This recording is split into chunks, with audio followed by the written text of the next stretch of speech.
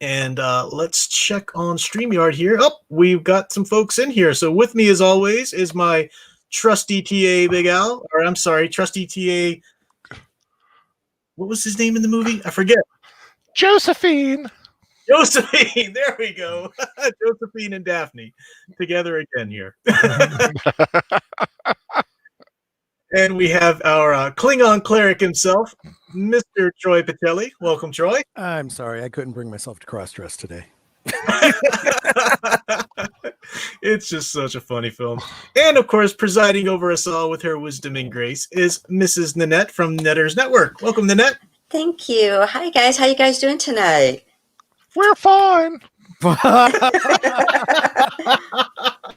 I just love that lipstick shade on you, Josephine. Thank you.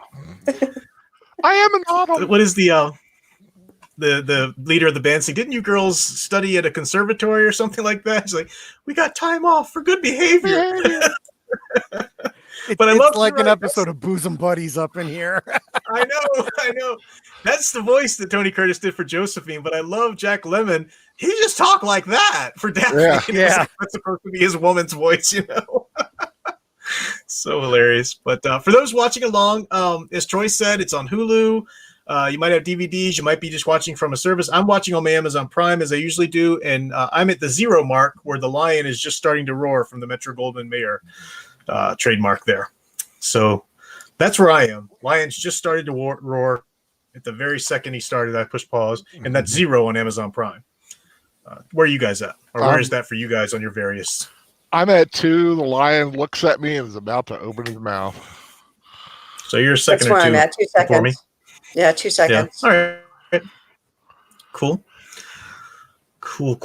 All right. So are you guys watching on Hulu, or are you guys watching it on a just your own file? File here. You be watching it from a treasure chest. I'm watching it in me cabin on me ship. I'm not saying a word. I know nothing. I say nothing. I could have a ship you do not know. The Caledonia 3, perhaps. I'm glad that I know. I wonder how many people just got that joke. No, I didn't get it. I couldn't even understand what you said. If it's too obscure for me, it might be way too obscure. Caledonia is the name of the yacht in the film. See, that's the thing about Al's jokes. They take so long to get there. And you just have to do this line of reasoning. I've learned. And that's why nobody gets his humor. I have learned from the master. I must be more obscure. Must make people think. Al, if you are going to be that obscure, though, what you got to do is just not explain it. Just sit on it. And then when we got to that point in the movie, just see if one of us goes, "Oh, I just got that joke from an hour and a half ago." I don't want to wait that long. That's the timing. So just giving people the Steve few Cuff, seconds if you to really get caught wanted up to, if you they're could watching. put on. Go ahead. Sorry, I was going to say, if you really wanted to, you could put on that pretty princess dress. You could put on the pretty princess dress I sent Alyssa, so you can, be cross-dressing. And then desaturate so you're black and white. Yeah. I think we'll stick with a picture of Jack Lemmon rather than me actually partaking of this practice. Yeah, we actually discussed who was going to be who.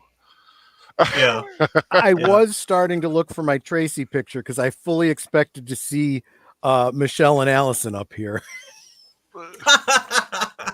Al demanded that he be Josephine because Joe's the one who gets the ladies in the movie. I said, "All right, brother, you go for it." Well, originally I was going to be Osgood. But that's right. That's yeah, too. And then we talked about maybe, and then we said, well, if you're this one, then I can be this one, and it kind of started there. And Jerry plays the upright bass. So I have not seen this movie for many, many years, so I don't remember many of the details. But as I was getting the film ready, I accidentally clicked like somewhere in the middle, and I saw a scene that just made me feel that little bit of cringiness that you get in Tootsie, where the cross-dressing guy is hitting on the girl, and it's like, Yeah. We'll talk about it. Billy Wilder likes to mess with social taboos in his movies, but I think, as I'll point out, he does it in this film where it's not shoehorned in. It's not like it's certainly not from an agenda of any kind. Right. It just flows naturally from the comedy. But Stephen Cruz, thank you for $5. Says Al makes a joke. Crickets. 2 days later. Oh, that's what he meant. That silly goose. Yeah, exactly. And sometimes those slow burns are the best. I'm just lucky I don't have crickets tonight.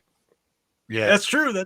Oh, and Lister says I've got the legs for a dress. I guess you did see my legs tonight, didn't you? I did get up to go get Stephen Cruz's box, but that wasn't bare legs. I was wearing jeans. I mean, it's not. Yeah, I was going to say you were wearing jeans. Yeah.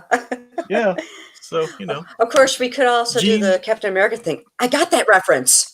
Yeah, I got that reference. Yeah. Well, maybe what he's saying is you look good in those jeans, which is not very comforting.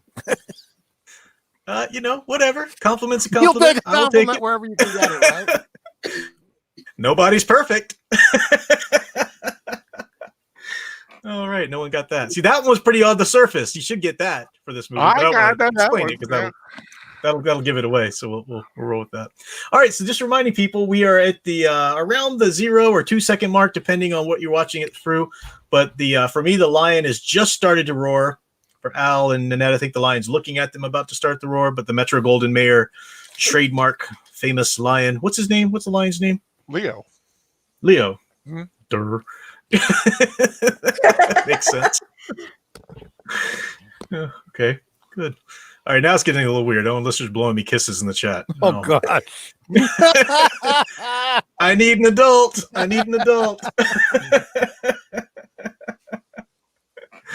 Well, you got at least 3 of them in the stream, but we're gonna just watch and laugh and point. So, do you guys need to go over anything, or do you just want to go ahead and start the film? Nope. Ready. Just All right, go ahead and start. Well, everybody in the chat seems, or those who are going to watch along seem ready. So I will say 3, 2, 1, play. And when I say the word play, that's the button. So here we go. 3, 2, 1, play. I'm on the second roar. Kitty. And the music. So that's what the title refers to. Some like it hot. Hot is in jazz. I mean, of course, there's a double entendre, but Marlyin Monroe's sugar character says at one point, Tony Curtis Esther, she plays that jazz. She goes, "Yeah, real hot," and he's like, "I prefer classical," So that's the reference. I love that font too. It does have that zany sense about it. Mm-hmm. Wouldn't be out of place in a Martin and Lewis film. Yeah, very true. So there we go. Screenplay. Billy Wilder. Remember, he was the writer first. You mentioned Martin and Lewis. Jerry Lewis was actually offered the role that Jack Lemmon has, turned it down, and Jack Lemmon and Jerry Lewis said that every year Jack Lemmon would send him chocolates because Jack Lemmon got nominated for an Oscar for that role. Wow. Yep. That's funny. I can see Jerry Lewis in that. Mm-hmm. So, as I said before, when we were watching Double Indemnity, it's hard to believe this is the same director, but again, Billy Wilder he's a writer first, and he approaches the films that he directs as a writer, and it'll be neat to see him go through the screwball comedy like this. So we're set during Prohibition, the 20s here. Oh, and Lister, why do you have to make everything so weird? Gonna flirt with Prof through the rest of the stream just to mess with him. $4.99. Hey, Prof, did it hurt when you fell from heaven? I never understood that come online, because you're essentially calling somebody a fallen angel, and which is a demon. So I get it. You're trying to say they look like an angel. Yeah, I think you're reading too much into it. It's like, I'd never call a girl a demon. Well, I mean, maybe some women I'd call demon. And by the way, do you know what the working title for the film was? Not tonight, Josephine. That's funny. Now this is Billy Wilder again, somebody who worked in film, all throughout its history practically. That was pretty cool. I didn't know you could do that with those kinds of cars. Yeah, nice stunt work. Yeah. But he's really referencing those old classic Keystone Cop movies or certain cop films. Oh no. That is what you call stunt work. You okay, Troy? That's that's tragic. Oh, you're ahead of me then. Oh, am I? Are all of you guys? What are you guys seeing right now on your screen? They're just turning into reality. Yeah, they just opened it. Chicago, 1929. I'm seeing a coffin with. Okay, tell me when he turns into the alley after the funeral party. Right, that just came up for us. Yeah, he's just turning now for me. Okay, just turning. I'm caught up, but man, that hurt my heart. Mozzarella. I love it's Mozzarella's funeral parlor. He's just turning now, sweetie. Okay. And of course, we have a familiar face in here, Mike Mazursky, who is that's right. I think The Big Sleep, I believe. No, it's Murder My Sweet. Murder My Sweet? Oh, okay. It was one of them. The big lug. The big. I like the little touch there, like he's got his hat off from mourning, and he probably is mourning that the booze was, Yeah. But for you youngsters, this was speakeasies. During Prohibition, they would open up little clubs like that under whatever kind of guise they could. Mm-hmm.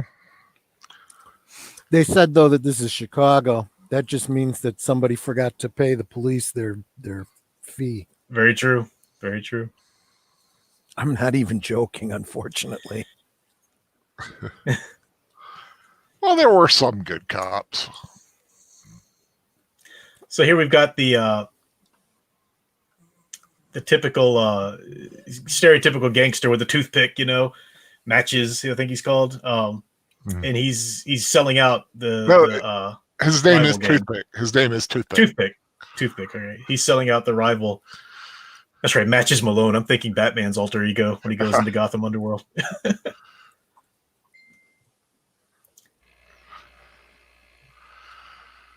Yeah, a lot of this is fresh in the memory. I watched it this afternoon, so I wouldn't miss things during the points for creativity there, Owen. But I'm not reading that one.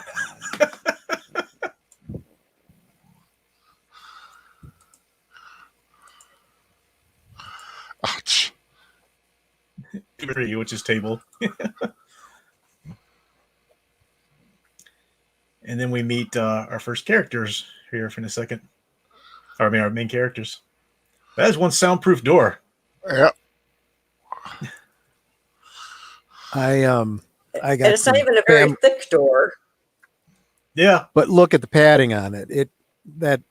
They thought through the soundproofing. Yeah. One of these days, maybe I'll do a video. I mean, everybody that the story is about is dead now anyway, but my grandmother told me some stories about Prohibition. Oh, cool. I'd love to hear that. Mm-hmm. Scotch coffee, sour mash coffee.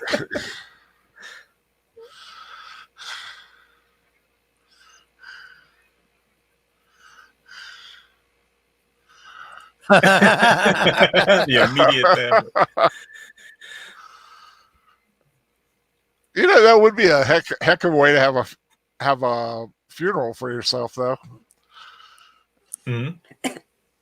Oh. Now, the spats. So Billy Wilder would do this a lot. He would associate characters, especially in his comedies, with certain attributes. So you got Toothpick, always had a toothpick in his mouth. Spats is there with his spats. That's what he's called. And even the musicians with their instruments and stuff like that, he would do that in comedies for characters that didn't need to be very three-dimensional, mm-hmm. because it helped them kind of fade back a little bit and let the others shine.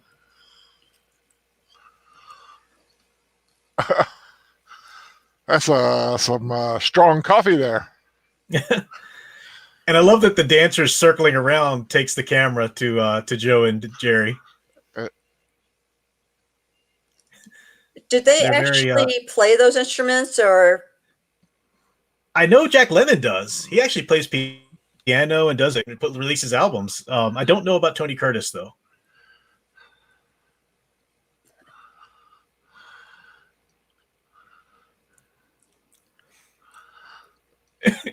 So Nanette, look at Tony Curtis in this shot here. Looks just like my grandfather at that age. Man. Mm-hmm. Wow. Oh yeah, some of the pictures I've seen. Yeah, it looks like your grandpa. Back when my grandfather had hair. And of course, Janet Lee's husband, but Jamie Lee Curtis's father. Mm-hmm. Oh yeah, that's right. Right. So you got that kind of, this is in a way is very much a buddy movie too. Mm-hmm. And we're building this dynamic from the beginning. You got to have a sort of a silly dynamic here where you've got the one Joe always wanting to convince him to do these schemes. So they're convincing him to put all their first paycheck on a horse to see if they can make it more. Did you see him pull out his badge to poke open the cigar? That's the way it was. And I just like that they very... And we're out of here. I like that they're so calm about it. You know?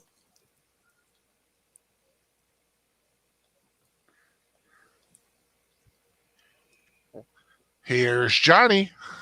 Did you have that planned? Actually, no, it just came to me. It does seem natural. Yeah.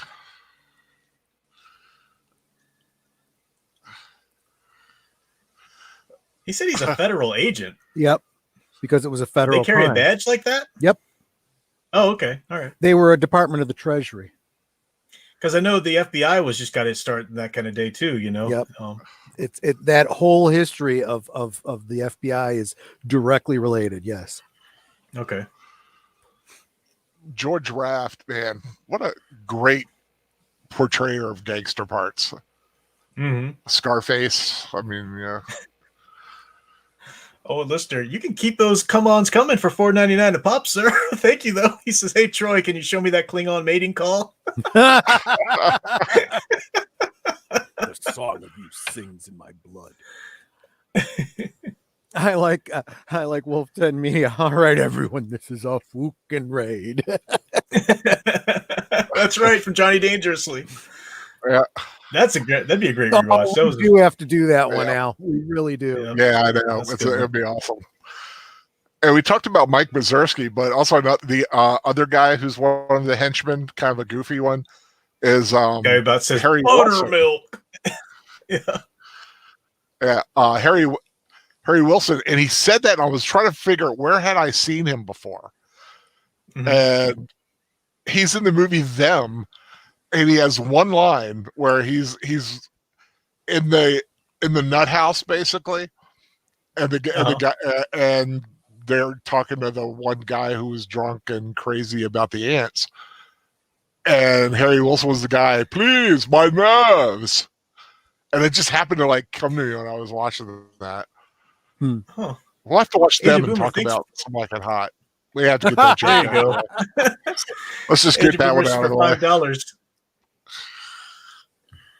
Agent Boomer for $5 says it is said that the overwhelming success of Some Like It Hot was the final nail in the coffin of the Hays Code. I can see that because if you think about, I mean, again, this is 1959. There's no nudity, there's no sex or anything. But think about the specific things the Hays Code fought against was like kisses couldn't be over a certain length.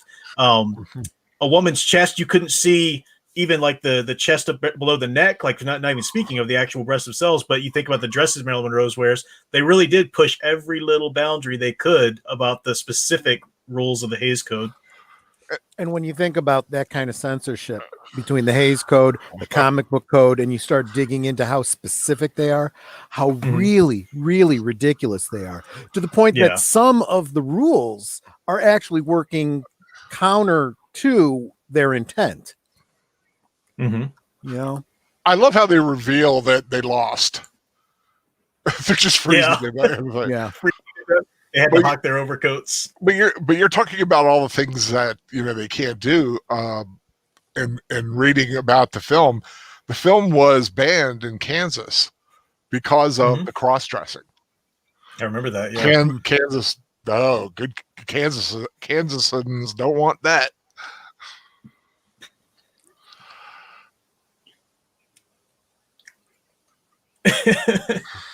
Just your base. They wanted to hawk the base. They're what I love what he says here. We're up the creek and you want to hawk the paddle. That's the only thing they can do to make money. Now we get to know something else about Joe here. He's the one who's the crazy guy with the scheme, but now we find out that he's a bit of a wolf with the ladies here. And Tony Curtis plays those kind of parts very well.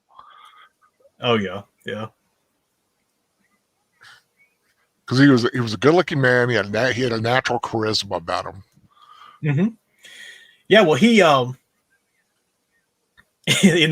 bringing back the tooth. That's good comedy writing too. When you drop a little detail, but you get more mileage out of those details in just one silly moment, you bring them back, and that's when they're funny. So that idea there.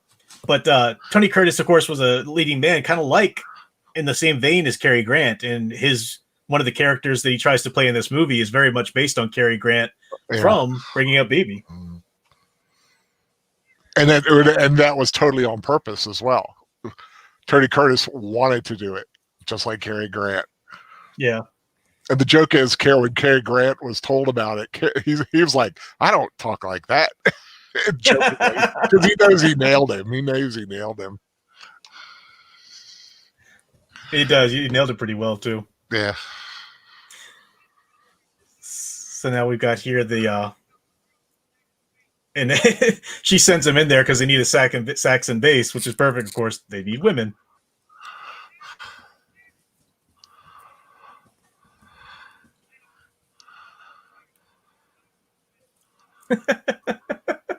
I do love the woman who plays the head of the band there. I like her kind of nervous Nelly character, the type that she plays. Oh, Sweet Sue. Yeah, Sweet Sue's her name in the video. The saxophone runs off with the Bible salesman, and the bass fiddle gets herself pregnant.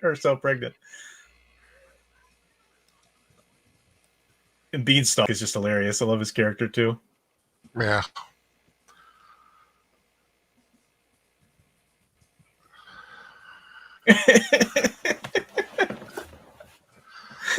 And Dave Barry did a lot of voices for like Merry Melodies and stuff before who's Mel Blanc. He's done like Bugs Bunny and really? Yeah, Elmer Fudd. Yeah, he did some of the early voices before Mel Blanc kind of looks a little like Elmer Fudd too. Yeah. He did Bluto. Oh wow.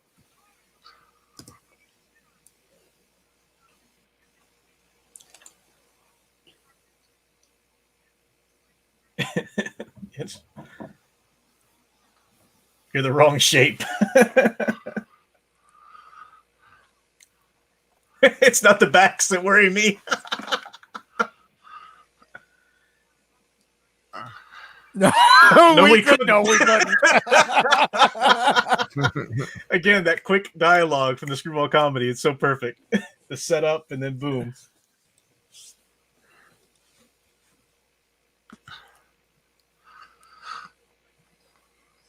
The fact is, if they were to remake this movie now, it would be a completely different movie. Mm-hmm. Oh yeah, yeah. It would be all about gender and blah blah blah. Yeah, don't tell me how I can identify myself. Yeah. I suddenly feel very much like a woman. But I like the fact Jack Lemmon is the one coming up with the plan, as opposed to Tony Curtis, who is normally the one behind the harebrained schemes. But it's funny too that he comes up with it here, and it's dismissed as completely outrageous and ridiculous. That's great. So then later, when it comes up, they actually have to do it. He set the precedent that it is something crazy and outrageous, you know? Yeah. It's all about for comedy. You've got to lay foundations with details and then circle back around to them. That's what makes it funny. I see that like in sitcoms a lot too when they're done well. Mm-hmm. And I love this way he plays her.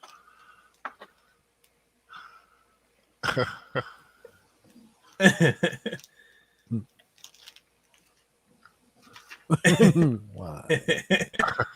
She looks familiar too. I've seen her in something. Maybe some of the old shows I used to watch. Yeah, I'm sure she was in a lot of those older movies. Usually it's like a secretary or something like that. Yeah. Yeah, I think that type. I like how she takes her nail file and gets ready to stab him with it. And I love that little breaking of the fourth wall. It's almost a breaking of the fourth wall, but it's not. Like, he looks at the camera, but you could just see him looking off in the distance. And that line, isn't he terrific?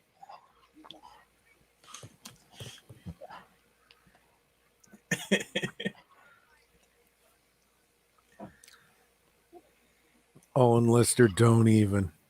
Do not even. What's he doing now? He's poking at the whole Star Trek thing. Oh.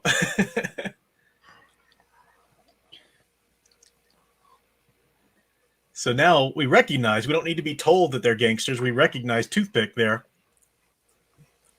The fact that they jump up and pull out guns kind of gives it away. Yeah, sure. And it's one of the tropes in those old gangster movies that gangsters would often carry guns in musician cases. So another little play on that. Yeah, so they had to show that they're really musical instruments. Yeah, exactly. And this is actually what he's referencing here. Another thing that Billy Wilder can do, he can put these kinds of things in a comedy. This is the Valentine's Day Massacre. This is the St. Valentine's Day Massacre he's fictionalizing and putting in the story. Really dark moment, dark event, yet he's putting it in a comedy. That's only Billy Wilder can do something like that. You were talking about the actress named Barbara Drew. She was at Green Acres and Bewitched. She was like, but not just little appearances. Okay. Bewitched is probably where I've seen her then, because I used to watch a lot of Bewitched.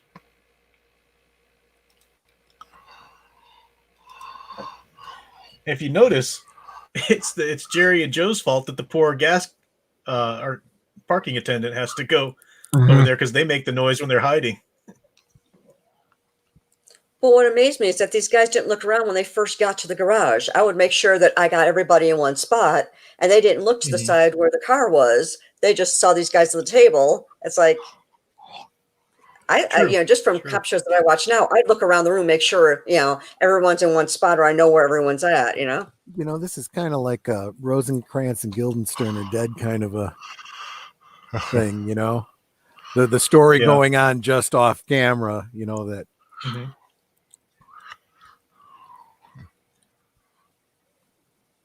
It is pretty cold. I mean, the way he's doing this, you would have had 3/8, and then this, you see somebody begging for their life. I mean, and yet you don't see them die. And you cut to our comedic leads, terrified, so it is a way to, there's tension, but it still is a comedy, not a suspense thriller. I used to think, especially when he says that, don't you guys look familiar? I used to think if they said, hey, we work for you, maybe that would have gotten them a free ride or something, but probably not.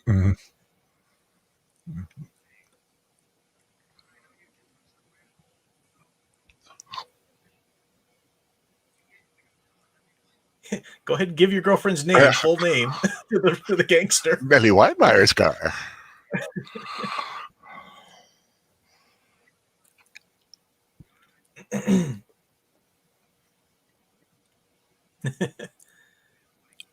Now it's of course Toothpick that saves him here.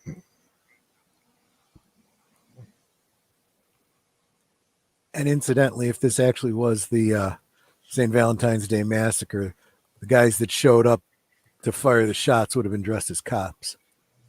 Oh yeah. So it's definitely fictionalized. Yeah, it's based on it. It wasn't the actual massacre.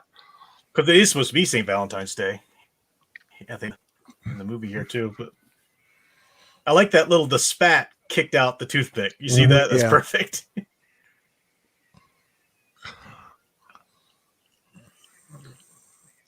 Man, those guys are terrible shots. I know. Tommy guns were not that accurate. I was going to say, how easy is it to aim? Yeah, they were meant to like shoot a lot in a spread. They weren't exactly meant to be. These must be the ancestors of the. These are the ancestors of the stormtroopers because they can't shoot either. Nice one. What I see, there was some quote from Douglas Adams. It said, "Flying is the art of falling down and missing." Hurling yourself at the ground and missing, yes. Yeah, so there's a meme with a stormtrooper who tried to fall down, then he flies away because he missed.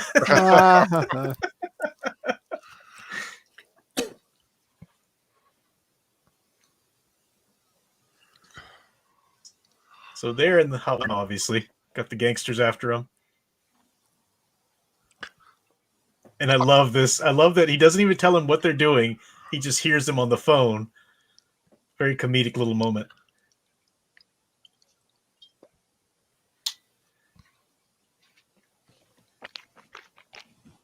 We're going to shave. Shave our legs.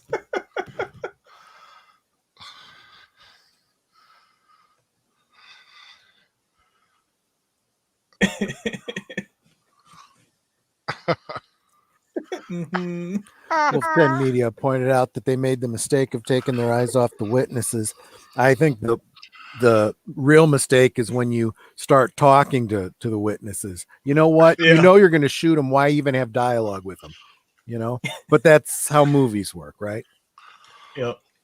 The thing is, Tony Curtis makes a really beautiful woman.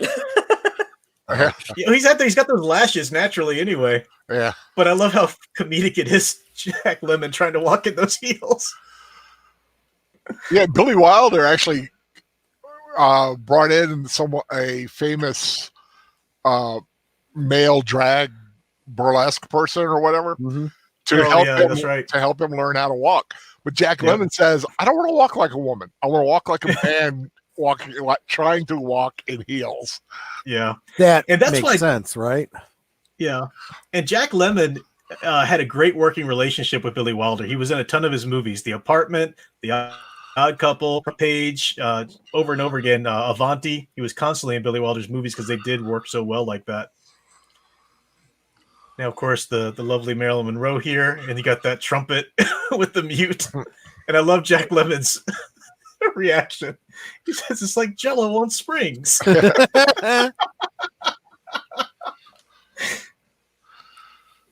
And that little thing right there, the train whistle or the train vent blowing out, that was a reference to the 7-Year Itch, which was also a Billy Wilder film with Marlyin Monroe in it when the air drafts her dress up. I tell you, it's a whole different sex. Oh, and in case Sound Engraver is watching later, their hair, that's fake.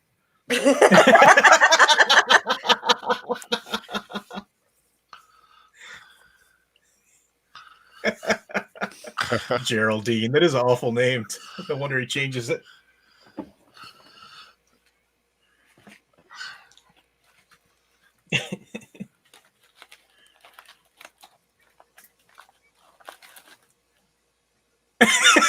Brand new. Yeah.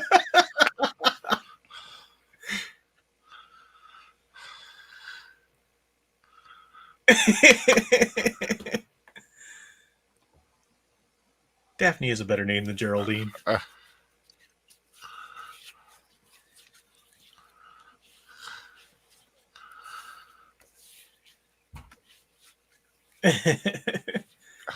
That's the word that he would that Poitnikov would say, Sheboygan. Of course, Sheboygan, just a great word for comedy. Sheboygan. Fresh. Tell the other girls to watch their language. Like that fresh.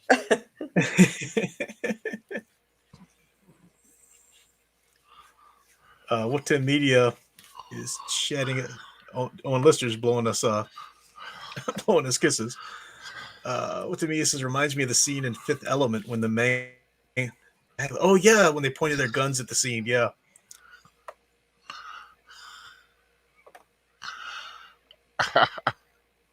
David Deister, are you actually leaving, or are you just doing the honey thing? Good night. Take off your corset and spread out. And of course, he just like steps into the role so nicely. I love that.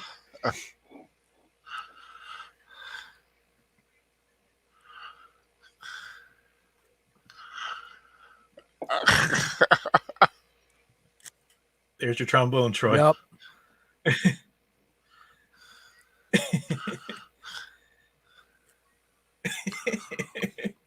It's like falling into a tub of butter.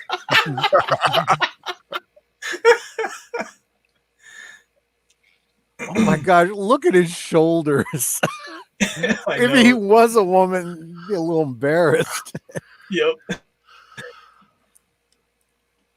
Well, of course, women put shoulder pads in now to get shoulders like that. Right. Good point.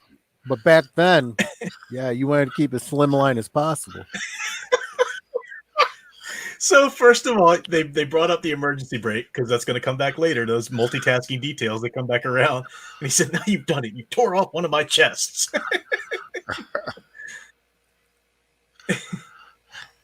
Now you tore the other one. Oh.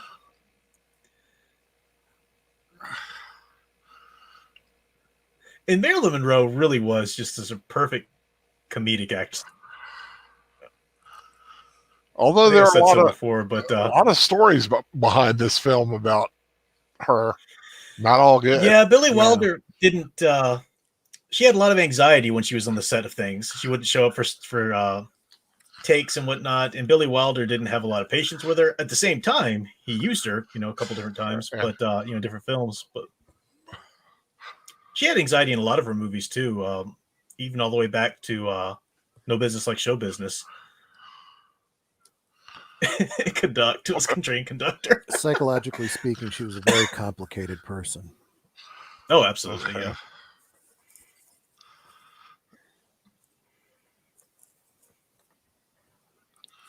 I think she was pregnant in the film during the film too. Marlyin Monroe? Yeah. Uh, You sure that's not just a rumor? I mean, maybe it's true, maybe it's not. She had a lot of miscarriages, so yeah. Statistically speaking, it's very likely she was. Yeah. Well, was she still according to IMDb? I'll just say that. Yeah. I can't remember. Was she with Arthur Miller at this point? I know she was with Joe DiMaggio during the 7-Year Itch, and he didn't like the dress scene. Yeah. Daphne, I'll say.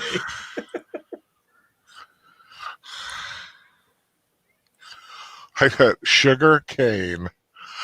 Sugar cane, yep.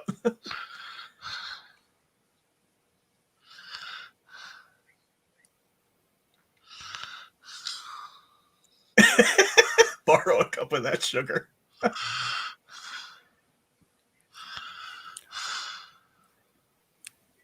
At Owen Lister, absolutely she did, very famously. Happy birthday, Mr. President. Oh, yeah. And I love that they're trying to play the role. So they're trying to play like they're very, uptight. They're from a conservatory. And I love it when she tells. Oh, sorry. Go ahead. And you'll see one of the fiddle player females is Miss Grace Lee Whitney, Yeoman Rand from Star Trek.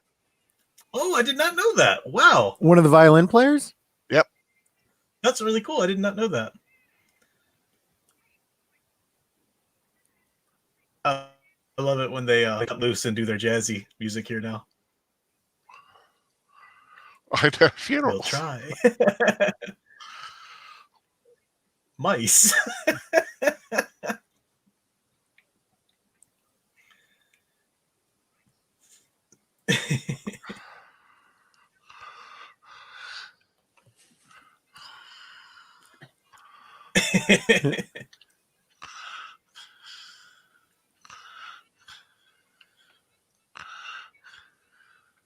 Now I'm trying to look for the violinist to see Yeoman Rand. That's really, I never knew that, Al.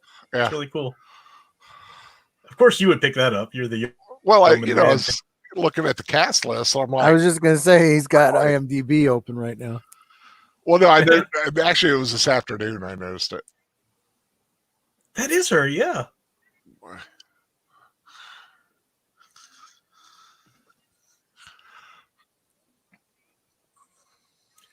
I think Marilyn Monroe had a fine voice too. Like he was playing the back of it. Yeah, I know. As he watches her. Well, she's got a tushy. But she would when she sang in character so often, and that's what made it work. Like, oh, the flask. Beanstalk.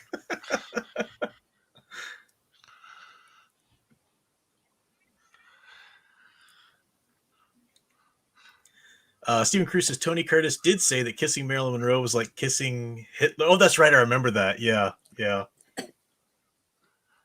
Actually, he didn't mean it like it. You can look on YouTube and you'll see examples or interviews with Tony Curtis. That way, it got overblown. He didn't mean that she was like Hitler at all. Everybody in the world was asking him, "What was it like to kiss Marilyn Monroe?" When they did the promotional tour, everybody, that's like the one question they would also always ask him. What was it like to kiss Marilyn Monroe? What was it like to kiss Marilyn Monroe? What was it like? And finally he's like, it's like kissing Hitler, just to shut him up or just to say something outrageous, but of course that line got quoted and latched onto, and then it was like, oh, he slammed her horribly, and he didn't necessarily mean to do it like that.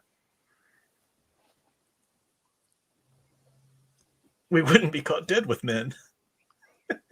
8 hands. Wolf Den Media says this is the first no mean girl talk from Ma Pacelli. Well, she did say last week, that she'd seen this movie before. Marilyn Monroe was okay. Yep. She's yeah, I really love Marilyn Monroe. Approve of the blonde. Exactly.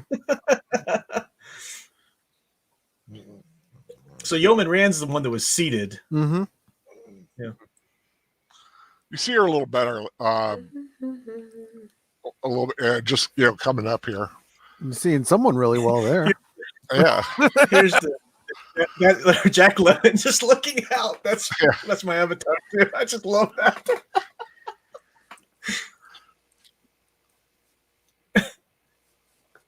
Actually, Monroe is just so beautiful. It's like curves in the right spots.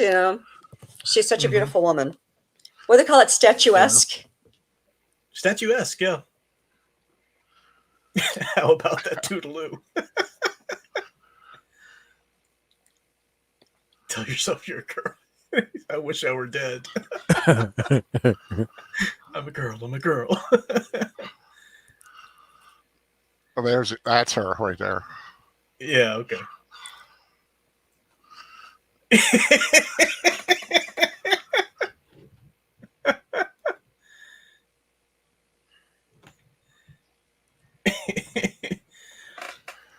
Now, I love that Jerry's the one who first latches on and tries to chase after Sugar. Mm-hmm. And yet, I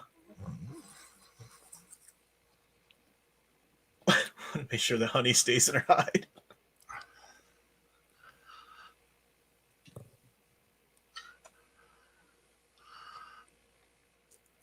Okay, again, the emergency brake coming out is a second joke for the second time there. David Deister said, Professor Geek, could you talk about my fan fiction on DeviantArt? It's called A Harem Tale. Tell me what you think about it. I think you'd sent that to me a while ago, David. I need to have it up to me to talk about it right now, but I will take a look at it. Maybe on one of the pre-shows would be good. Can't really pull it up with the movie and everything, but thanks for reminding me. Thursday I'm doing a pre-show, a writing lesson, so that'd be good time to look in on the story. I don't know if you're a member of the Facebook group, David Deister, but you should join Professor Geek Facebook group, because I'm going to have a post out pretty soon asking for any more writing samples, people that might want me to talk about it Thursday night during the pre-show. I do have Raphael's to go through, but that's where you could remind me if you post your DeviantArt thing there. Boom, I'll definitely remember to hook it up. So you can see the link to the Facebook group is in the chat below. But thank you very much for the super chat, and I will absolutely make sure I do that for you.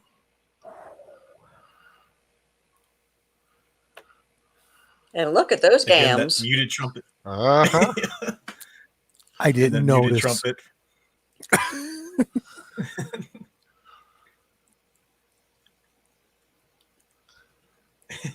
Joe's got him all buttoned up. It is so tragic. That this was done in 59, right? Yeah. Wow. Yeah. She only had 3 years left. Yep. I know. It is. She did die tragically young. She was 36, I think. Ouch.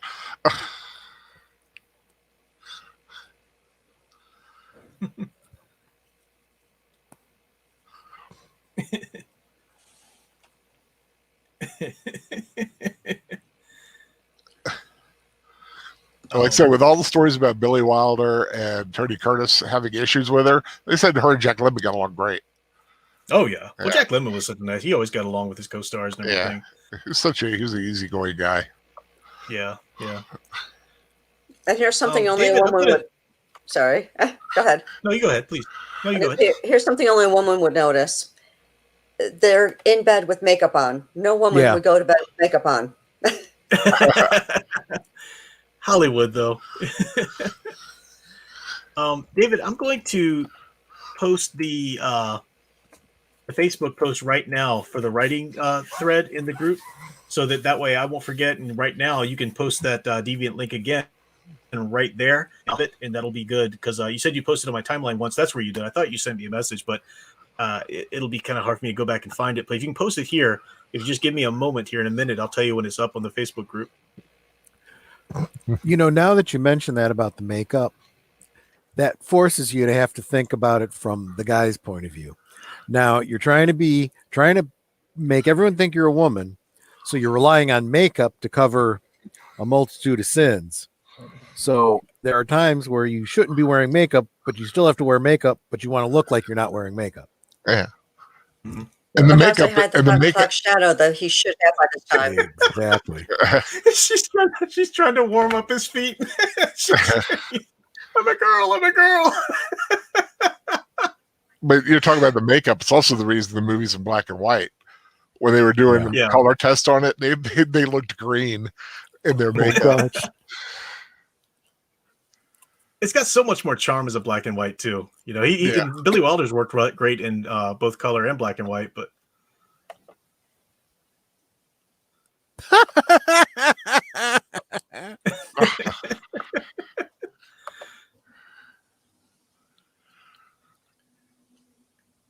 let's see.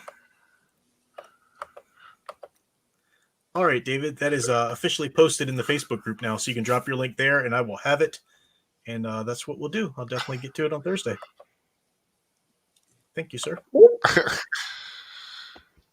Ow. How's the bottle? Right.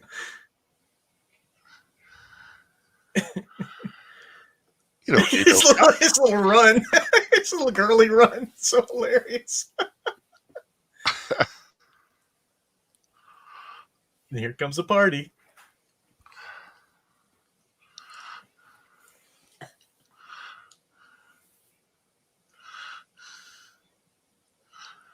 I like he says it might be a surprise party.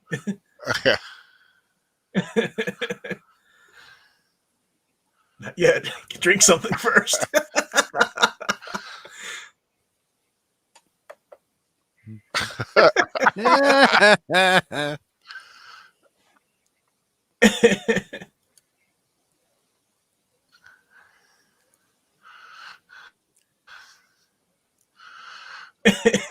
They want to booze, but he was got something else on his mind. Wrong vice, right? She says, "Sugar, you're going to spoil the surprise." He was talking about like diving in butter. He's about to be covered in butter, falling into a tub of butter, and then they all start to tickle him. It's great because it's only a matter of time before they can't all fit into that one berth. I know.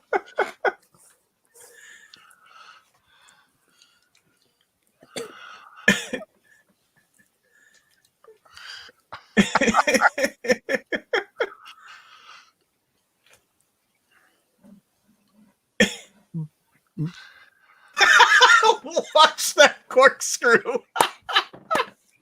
That's just Jack Lemmon's brilliant performance. It's so good. He was that a bottle of vermouth? Yeah. Yeah. They're making Manhattans.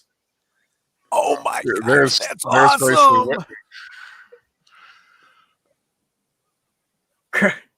I'll have ants in the morning. You got any maraschino cherries on you?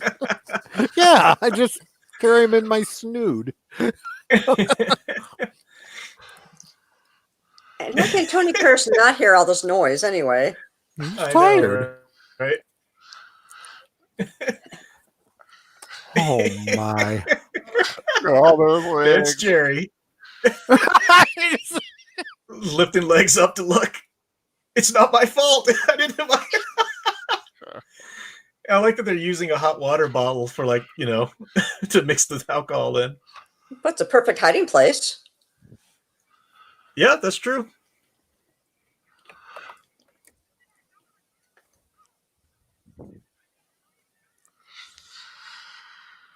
Oh, Manhattan. That would be nice.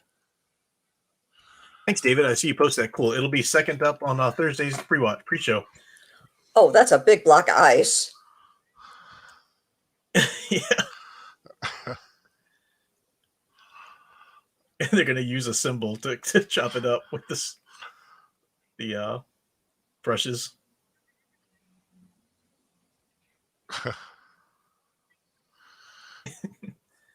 Now, this is their moment. This is Joe's moment with her, in which it's already been established that he's kind of a...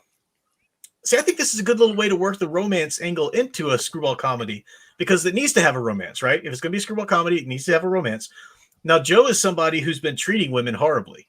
You know, we saw that with him and the secretary. He treated her horribly. Now he gets to hear, as a woman, what it's like from another woman to be treated horribly like that. And you know, it's not a drama, so there's not really a drawn out, you know, huge character development, but it's subtly in there enough for the romance to start.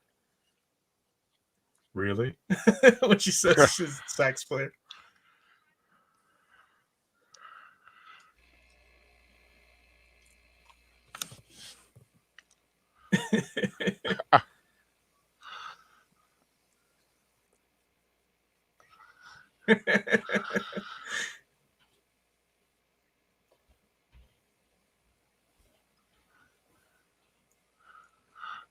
Yeah, see, now he's hearing the whole story.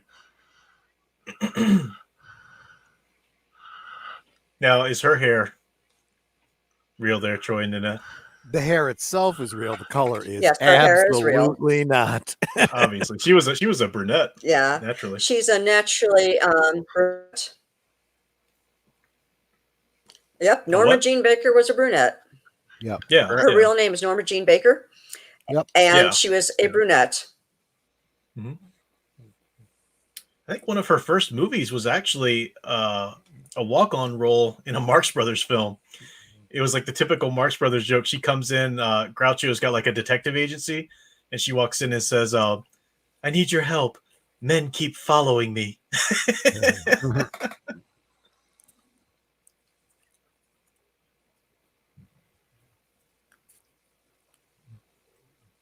So now she's actually wanting, and now he hears about the kind of man she's looking for. And if you notice all the little details he puts together in a second later, it's perfect.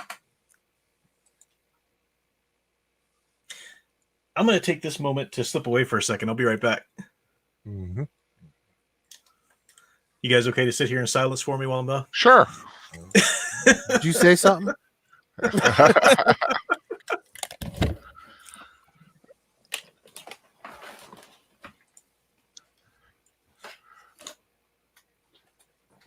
At least her hair is as messy as it probably would be under those circumstances. Yeah. His wig is still too perfect. I love the fact she wants a nerdy guy. Sure, she may be a bit of a gold digger, but at least it's amazing I think it's amazing that block of ice turned into perfect little cubes with just a few wax from that drumstick or whatever it was she was using.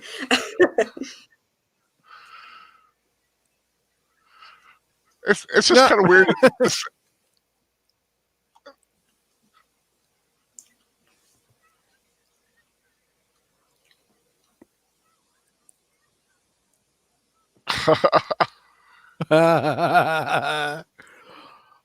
Oh my gosh.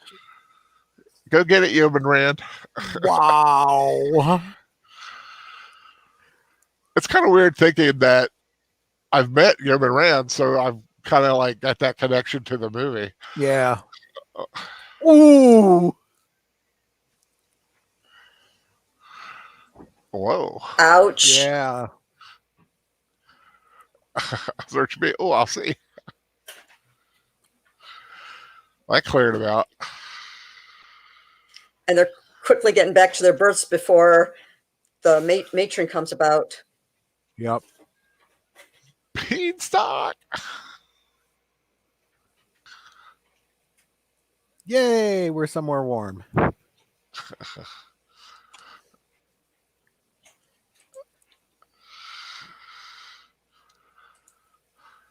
No, Owen Lister, don't flirt with me, please. That's what Nanette's here for. Oh, I like that. I like that building. A little teepee kind of a. Those old-fashioned resorts, yeah. Yeah.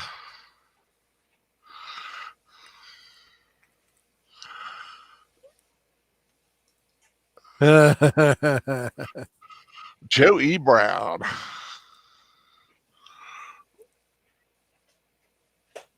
Putting on the Ritz.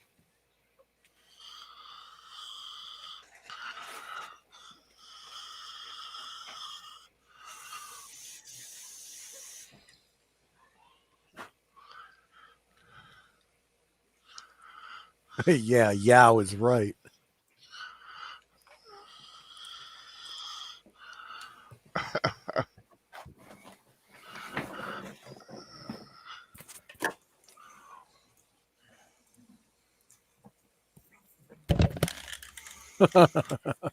There he is. I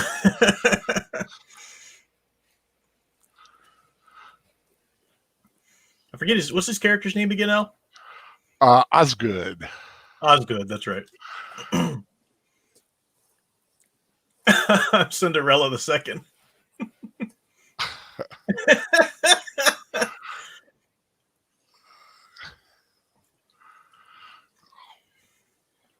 He said one of the instruments.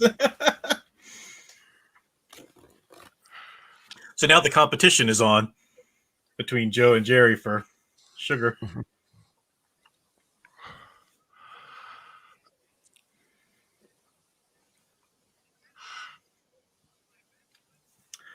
Let's see. Owen Lister says, Big Al presents. I noticed I haven't given you enough attention also. You know, I always admire that sunny disposition of yours. Owen Lister's flirting with you now, Big Al. Wow, what has gotten into you today, Owen Well, Lister? You know, if Owen Lister took this long to get to me, I'm just drinking. I'm completely insulted. I'm worth more than that. I'm sorry, Allison is not first. It's like, hey, Jesus. I don't need to be first. I need to be best. What did you and he say? hasn't flirted with me at all. So I said he hasn't flirted with me at all. So Netter's off limits. I'm in a mood this evening. Yes, you are. That's for darn sure. You're in some kind of mood. You must be quite a girl. Want to bet? I love that Zowie.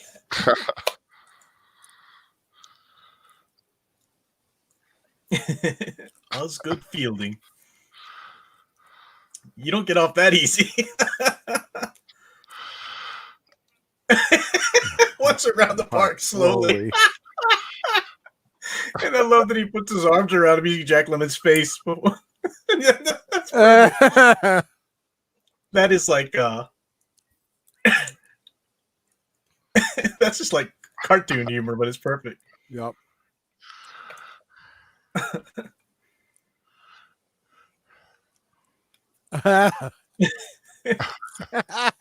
What a woman. Little Joey Brown, guy playing Osgood. Mm-hmm. Dawes Butler, the guy, voice actor, who, of course, most famous, I think, for Fred Flintstone. based two Oh, Hanna-Barbera really? characters on him. Lippy the Lion and Peter Potamus I did not know that. Very cool. were based on Joey Brown. Mm-hmm.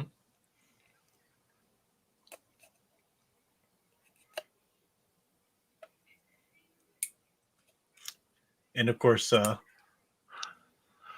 it all starts here once they get dressed and hit the beach. That's where the real plot goes crazy.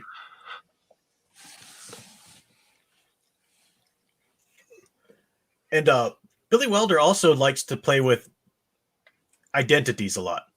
If you notice in Double Indemnity, you had what's his name, McMurray's character, pretending to be the husband, and people pretending to be different characters and whatnot. Obviously, he goes crazy in his screwball comedies like this. They're pretending to be girls. Then he's going to pretend to be this other character, this rich guy. I forget the name that he uses for it, and he likes to mess with roles and identities a lot.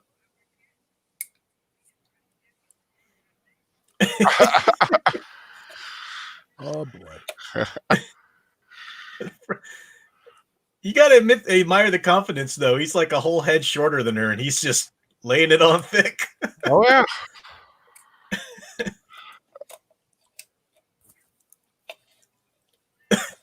That's the way I like him, big and sassy. Get rid of your oh. And now we get his plan in action, or not quite yet. That's right. We have a Daphne moment. I'm not even pretty.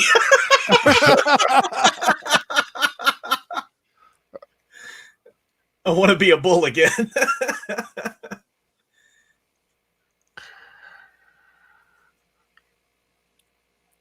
Now, Joe wants to stick around for sugar, but he's pretending that they just need to stick around for more money. When really they should just be sticking around for Florida and warm weather. Well, as they'll find out, Florida isn't the safest place after all here in a few minutes. No.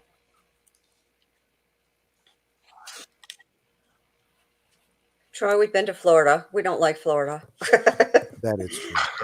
Very huge. I love Disney World. Yeah, every time right now, nobody does.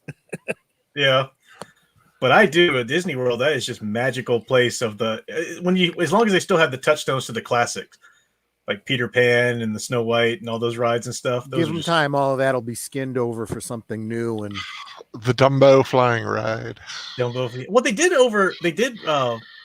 revamp Dumbo, and that's still there. And they revamped a new Snow White ride. But yeah, if they did that, it'd be a horrible thing.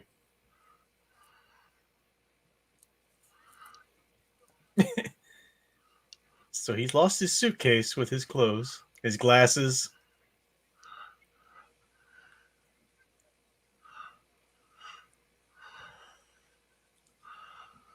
Wow. Oh, Agent Boomer lives in Florida. He takes exception to that to the Pacelli Florida hate. Agent Boomer is Florida man? I did not know that. Next stream we do, man. You're going to get all the Florida man jokes. Study hall just got a lot more interesting. You just gave me a whole bunch of mileage. Yeah, pretty much every time we've gone to Florida, something bad has happened. So yeah we're not fans of Florida. I'm sure Florida may think the exact same thing about you guys showing up. Florida's like, here they come again. What can we do to them now? And hopefully you guys can... Huh? I love the old suitcases like that. If you notice, everything that Marilyn Monroe's character wears, there's always something jiggling on it, and that's definitely Billy Wilder. But she had the fringe at first, then there were those little balls, like little things hanging off the beads, the beads, and then later on, it's the little reflective beads that kind of shimmer, There's his Cary Grant. Wow, those glasses. I was thinking that when he was wearing them earlier, the shorter guy. Yeah, Beanstalk. It is so funny seeing him do his Cary Grant impersonation.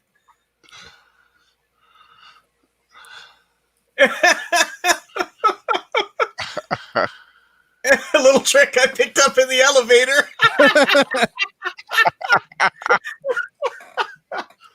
Oh my gosh.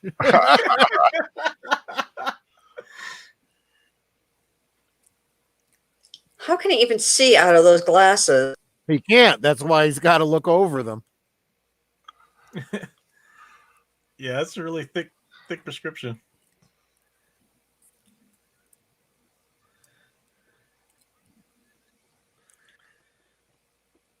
Now the question is, which I won't ask you to answer on stream, obviously, Agent Boomer, but what area of Florida? Because of course there's the tourists, there's the Panhandle, there's not Panhandle, but the Handle, yeah.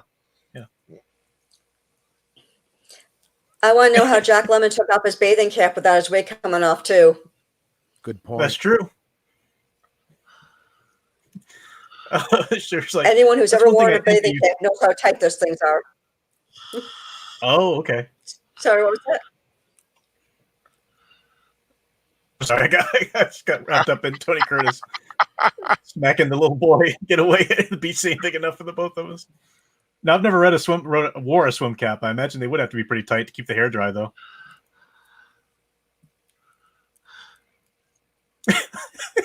Jack Lemmon getting so into it.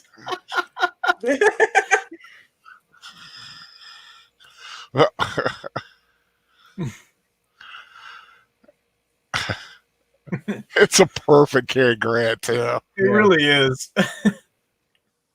Yeah, listen to that voice. He's purposely putting that on. In his little way of immediately, the first thing he says that he's from Money. And then looking at the Wall Street Journal with the thick glasses. She's hooked. Yep. My dream man.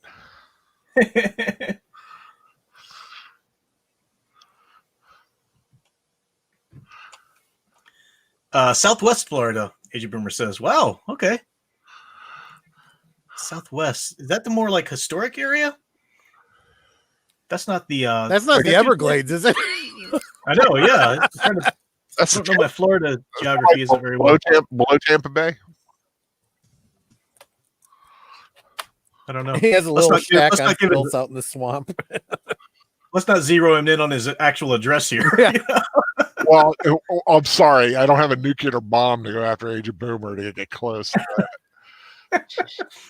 Yeah, but Stephen Cruz is listening, and he's known to peep through windows.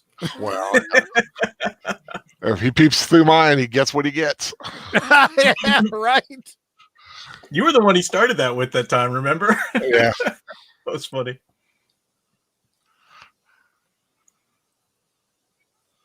Oh, here we go. Good night, Owen Lister. Oh, gonna head to bed. Good night, everybody. Love you all. Make sure you dream about us, Owen. But you need to dream about me and when its own dream. Don't put me in with other people.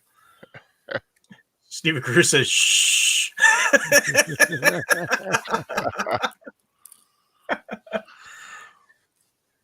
Actually, Owen Lister, you're going to dream about being on a mountaintop in Greek robes with women throwing pickles at you. What? Obscure reference. Never mind. Okay. You'll get it 6 months from now when we do a Real Genius rewatch. Oh, Real Genius. That's right. Okay. Yeah.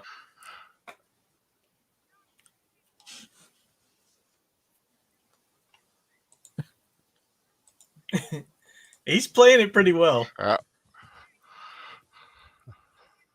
Gentle and helpless.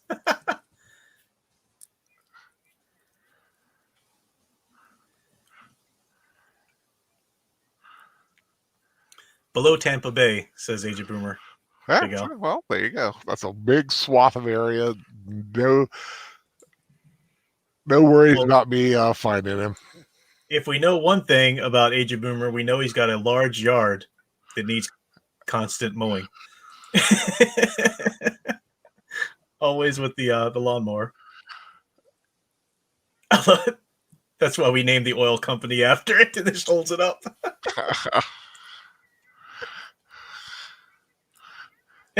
Try not to be seen. Doing.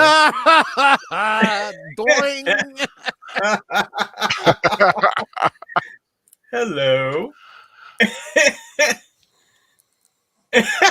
No. No.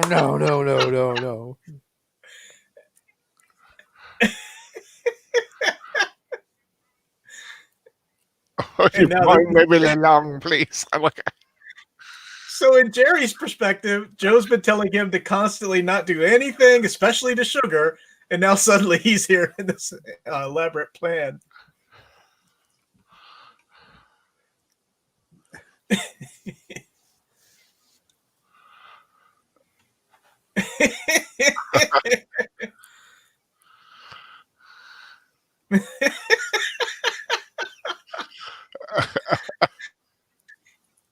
It is a beautiful hotel.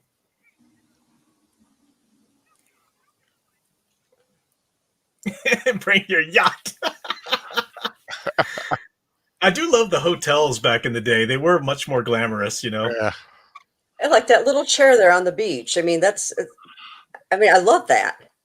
Mm-hmm. Exactly.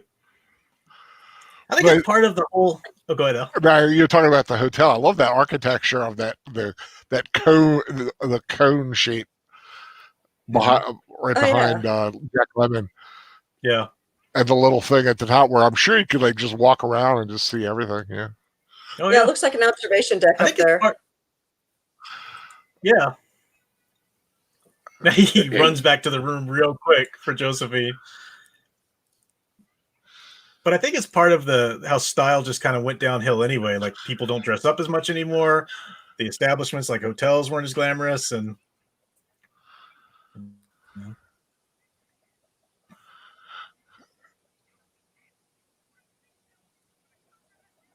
he's trying to get Joe here. But she beat him.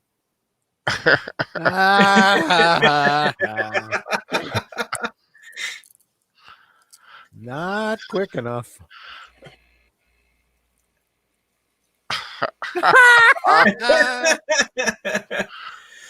No, it's perfect though once Sugar leaves. This moment. She had to put her makeup on again, or he had to put his makeup on and the wig on and everything again. Come on now, you can do better than that.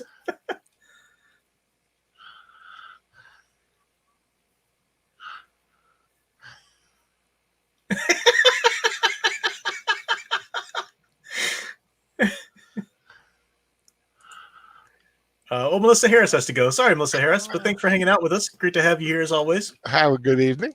Good night, Melissa. Green Lion Girl lives near Mayberry. Is that like, you mean like North Carolina where it was actually filmed, or you just mean you live in a small town?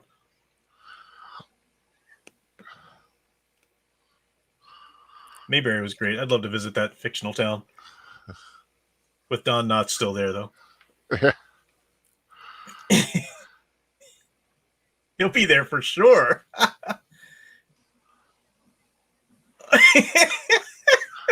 The makeup and everything on Jack Lemmon just accentuates his comedic expression so much. Yeah. It's perfect. Here we go. Now they're left together.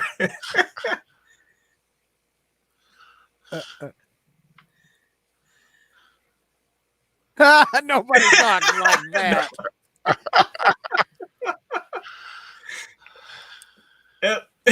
He's still in his clothes. Because it was the only way he could manage it. Yeah. Yep. I'm not afraid of you. I'm thin, but I'm wiry. When I'm aroused, I'm like a tiger. I'm bummed that the two of them didn't make more movies together because they were a great comedic duo, you know? I mean, you had Jack Lemmon when he was with Walter Matthau, he was the straight man. But here with Tony Curtis, he gets to be the crazy one, you know, which is perfect. It's that naughty boy again.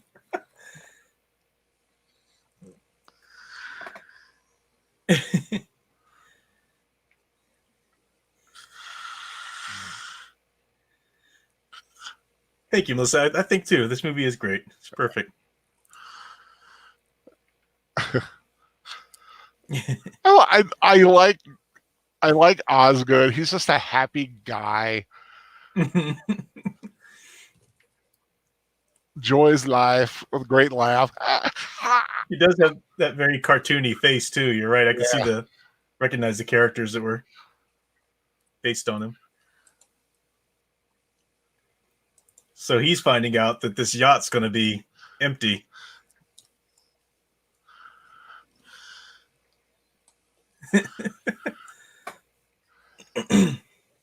Rudy Valley Records.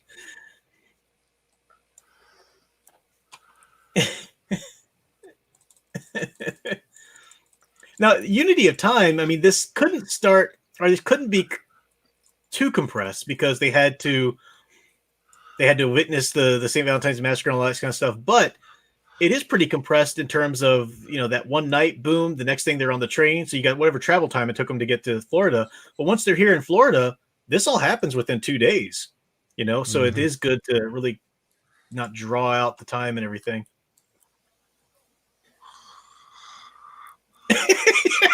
You're being with that dirty old man.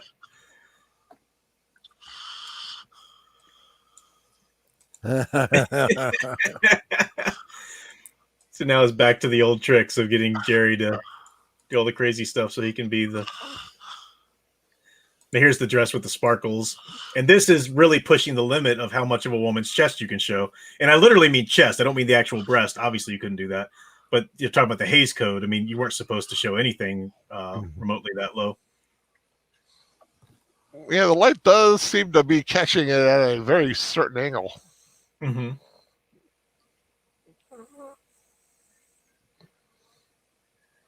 Well, that's a shelf. Oh. That's a top shelf. Gridline Girl says small town near where Andy Griffith grew up and based on the show. Oh, okay. I didn't know it was based on a town he grew up near. That's cool. Says North Carolina, right? Did he grow up in North Carolina too? Well, I mean, Mayberry was, because I know that Mayberry was actually shot. It was shot in North Carolina, but she's saying that the fictional town was based on a town he grew up near. Interesting. Oh, yeah, Mount Pilot. They always talk about going up to. Yeah. Here's house good. Your boyfriend's waving at you.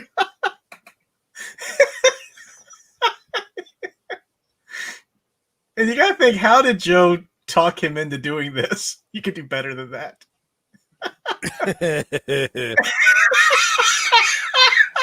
smile. Wow.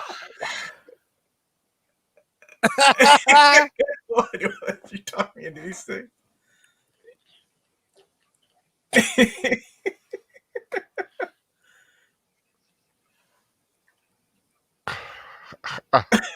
Had a miniature sand trap with that guy.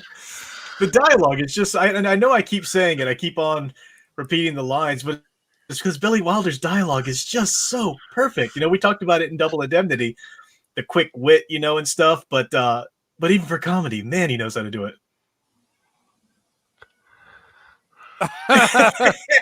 I just gave you a stolen flower. I'm a dude.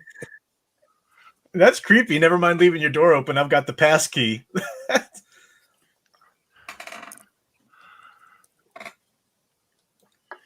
Oh, that Jerry's worried about his flowers.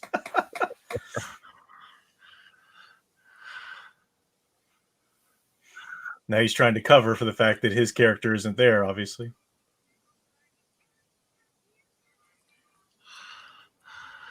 She is so beautiful here. Mm-hmm. The way the light's hitting her and everything, and her hair. Yeah. She's just so gorgeous. Good, beautiful, yeah. Nice back and shoulders, too. Yeah, I don't like the front of her dress. It looks too weird. It's a little, I'm not trying to sound prudish, but I actually mean this from an aesthetic standpoint. It's tacky. It's not classy, Yeah, it looks very risque. More like she should be in a burlesque. Exactly. But here's the thing, that dress, she actually is covered completely to the collarbone. That is not something that's sheer. It just looks. And that's how they get it with the Hays Code. Yeah, they make it look like it's there in the black and white, but it's not actually. So they're playing that fast and loose. No, it's pretty tight. Not that loose. Yeah. I see what you did there.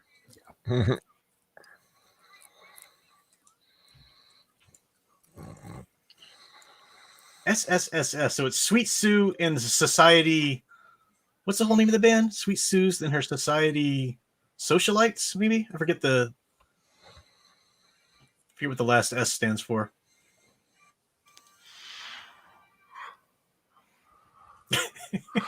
Sweet Sue and her Society Syncopators. Syncopators, that's right. I like that name. Yeah, Society with the syncopation for the jazz. I know that feeling. Every cosplayer does. What kind of cosplay you been doing there, Troy? You try putting on Klingon armor by yourself. Oh, I bet. That's why I need Netter. Bye, Melissa Harris. See, you said bye. Yeah, sorry if I missed you, but okay, there's no way that he can just wipe his face with a towel and his makeup will come off. Yeah. Dude, take off your earrings. That's part of the joke.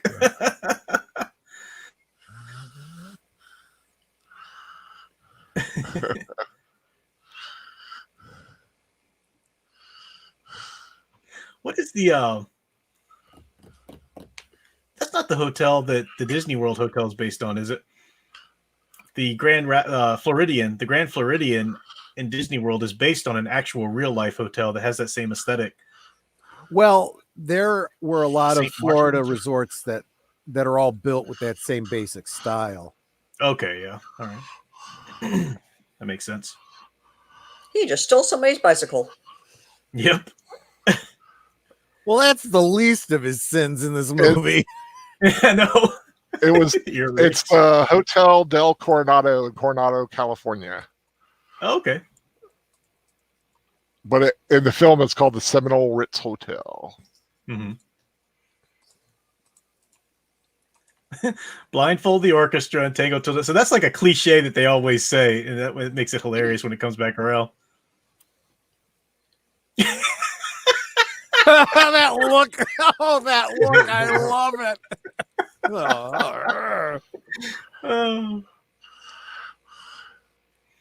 It's funny, Jack Lemmon, the way, like, because eventually he kind of warms to the idea of this rich guy. Oh my God, that's funny. Riding with the earrings flapping there. But he should feel that. That's true. He does, but remember, he was wearing them for a while before, so he's used to them. Okay. I mean, that would be like me going around with my forehead after a convention. I totally forget about it. Plus, he's a little bit distracted here, focusing on her. But that makes sense.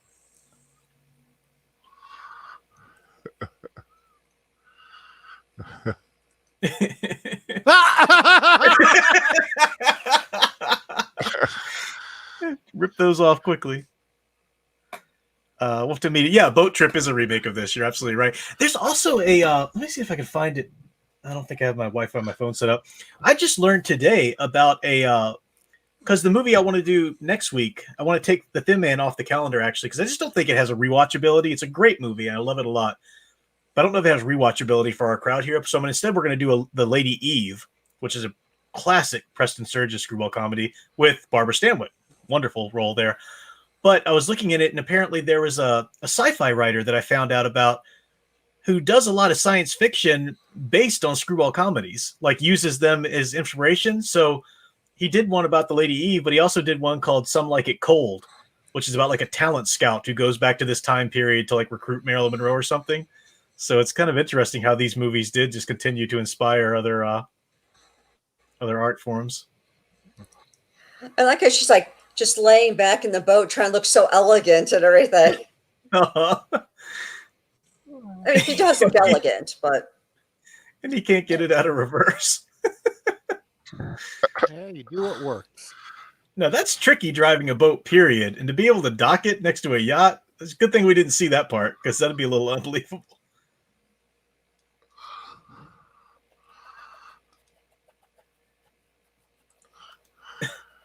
Mother keeps hers.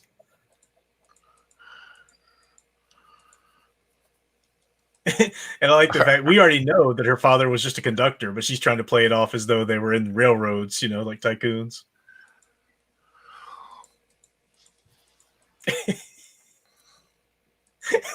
And that's completely off the wall.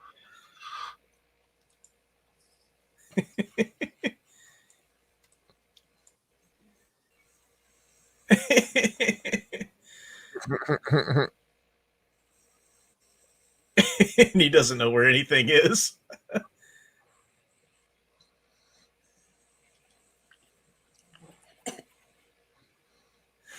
This reminds me a little bit of Gentlemen Prefer Blondes. With that was a great musical. If we ever get to musicals, we're definitely doing that one with Marilyn Monroe and Jane Russell.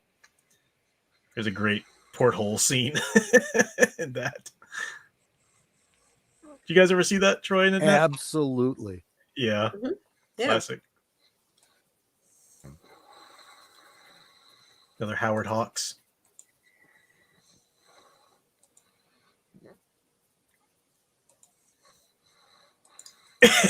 Member of the Harry family.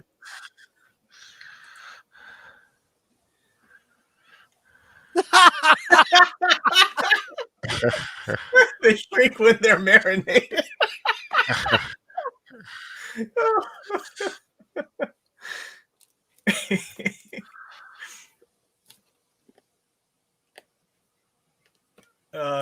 Matchstick is saying something about partly the reason Squires and Pages existed. I don't know what that was in reference to, but something you said, Troy. Oh, for getting. Oh yeah, for helping you get into your armor. Yeah. Gotcha. Yeah, Shadiversely has a great deal of talk about armor that you could easily get into yourself and armor that clearly required a whole team to get you set up. I did. I checked his video out that you shared on Love at First Sight, and I looked at some of his other stuff. He's actually a good YouTuber. He's got some good content. I hadn't heard of him until you shared that. Well, that particular one, I didn't realize he was particularly religious until I saw that video. Oh yeah, a Mormon, I think he is, isn't he? Yeah. The last video we saw for him, he had actually managed to buy some land, and he's going to be building some castles. It's going to be a long-term project, but he wants to build 3 different style castles on this land. Did dude come from money or something? Well, no, he's just trying to save up and save up and save up and stuff. Okay, all right. Now, this is just the perfect con. He claims that he can't get aroused, so coaxing her into being the one who will make him feel something in his body from the kiss or whatever.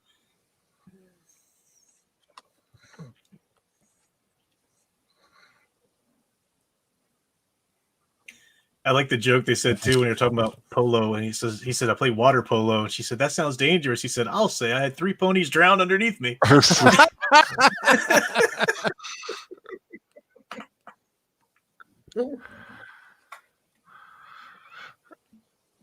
Nelly, he's bringing back Nelly.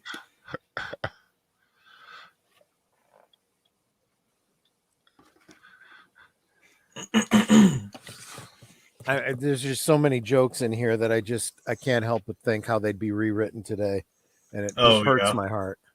Yeah, it's really sad. That's why you got to go to the classics for the good stuff right now. Like I was saying, they just need to give Hollywood time to heal, and hopefully it will.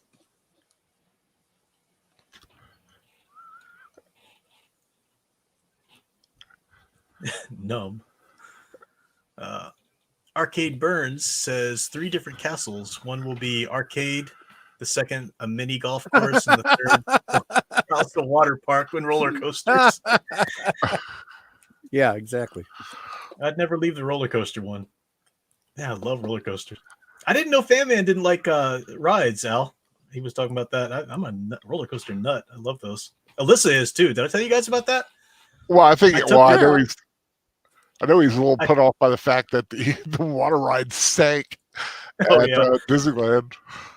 But Alyssa, I took her to Busch Gardens last Christmas when they had a Christmas night with all the lights open and everything, and took her on her first roller coaster. Well, not her first, but she'd done children's roller coasters. She loved it. I took her on the adult roller coasters. She could not get enough. I had to put my arm around her so she wouldn't slosh around so much, but she was cracking up and wanted to go again and again and again. I'm like, this is awesome. I've got my roller coaster buddy. All I think of is like, what a tiny little chicken leg. Yeah. Why was it a Cornish game hen? Oh, maybe. That's what it looks like. I didn't hear what they said about it, so that's what I thought it was. Maybe, yeah.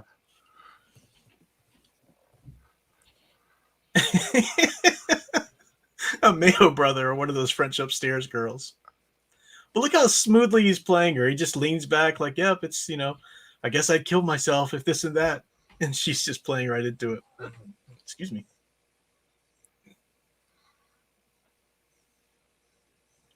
You see his leg is raised up in the back, though. I know. And he's trying to loosen his collar. I like it at one point. She says, it must be working. Your glasses are fogging up.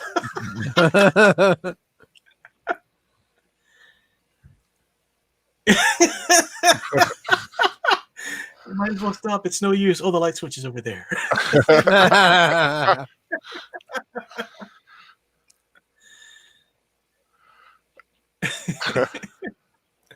He is laying it on thick, though.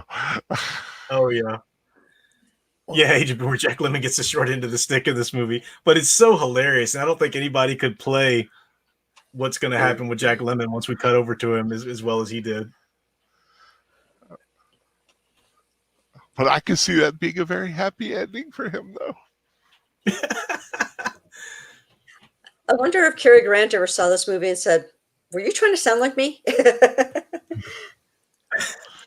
Well, didn't you say, Al? He said, I don't talk like that. Yeah, he was making the joke. It's like, I don't sound like that. I like the line earlier. Nobody talks like that.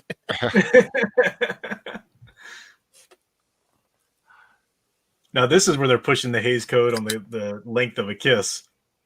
Kind of like Hitchcock did with Notorious, with just the zeroed in close up. But now they just they'll break apart just at the right moment, but then they go right back to it. Here's Daphne.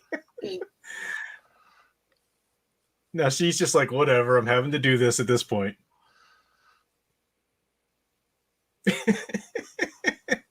And now he's leading. I know. Daphne, you're leading again.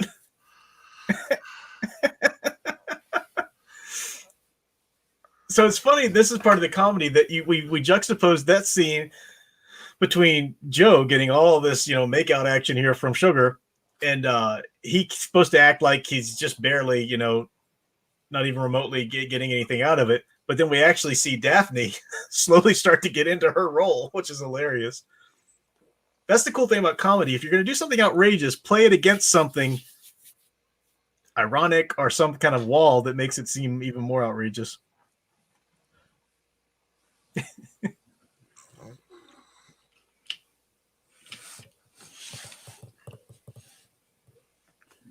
Let's throw another log on the fire.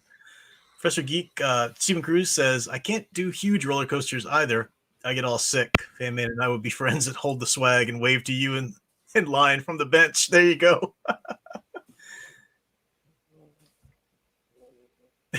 Glasses steaming up. And I love this bit with the rose because the flower comes back. Remember the details. You got to bring those little things back. And now the flowers come back.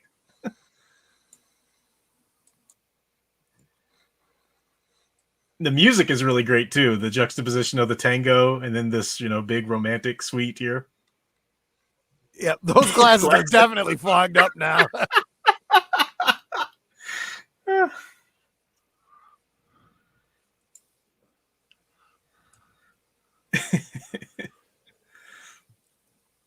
Arcade Burn says, if you love roller coasters, you should make a point to visit Magic Mountain. If you've ever in Southern California, tons of them there. Was Wally World and National Lampoon's. I didn't know that. I've never been to a Magic Mountain. Definitely. I went to Wally World one time. They were closed. Mhm. That stinks. Think about it for a second, Prof. Are you talking about Walmart? Wally World. Vacation. They get Wally there and it's World. closed. Oh, from the National Lampoons. Wow. Okay. Okay, Sorry. Al, I see what you were talking about earlier. There you go. I was like, there you go. I was sitting here going, there you go. That's exactly what it feels like, Troy. You know, I haven't seen that movie since I was a child, I think. Those aren't really movies I watch over and over again. I feel sorry for you. They're funny. They're good. I just haven't seen them a lot. And I like that at the end there, you actually saw the orchestra blindfolded. And it's so Why were they perfect. blindfolded? Because that was his joke. He's like, we'll blindfold the orchestra and we'll be the only dancers on the floor, like, and insinuating that they would mess around. And then you actually saw the orchestra blindfolded.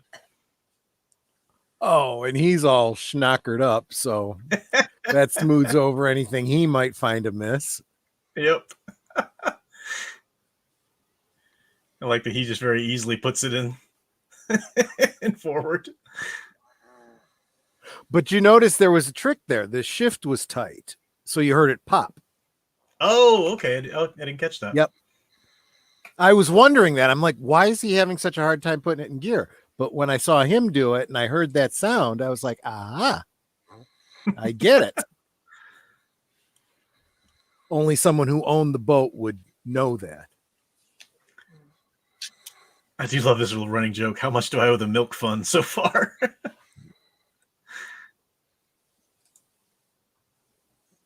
That was such a great line, too. Where did you learn to kiss like that? I used to sell kisses for the milk fund.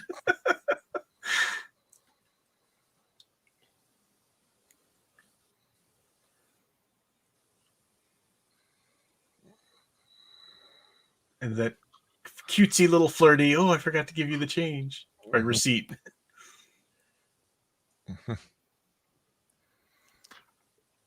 Matchstick calling me out again for something, so I'm boomering it up. What am I boomering up? Oh, not knowing the Actually, I should be the boomer in this reference because I'm the older one remembering it. Yeah. And he's got to climb back up the awning in order to get to his room. Jack Lemmon there. Right. Just like a woman who'd like had a magical date and still reliving it.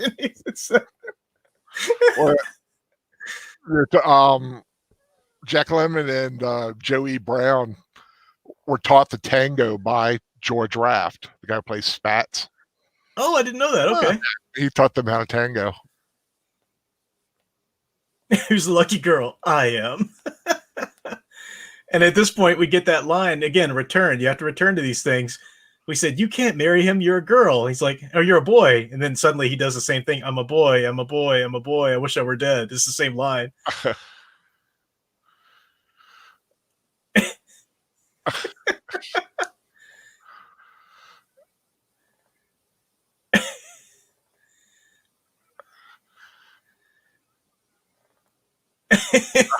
That sounds pretty darn reasonable. There you go.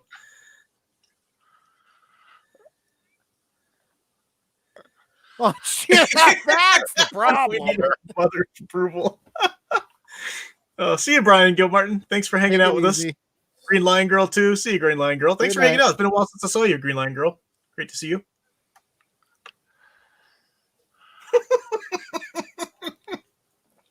What about the honeymoon? Wait, wants to go here?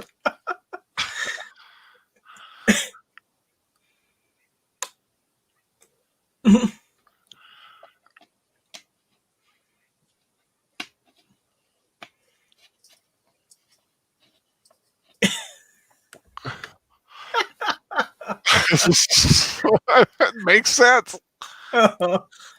There are still some problems there, though, if you dig into it.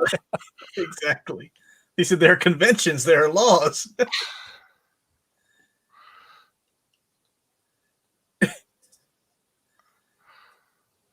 You're a boy. You're a boy. Jack Lemmon plays it so perfectly.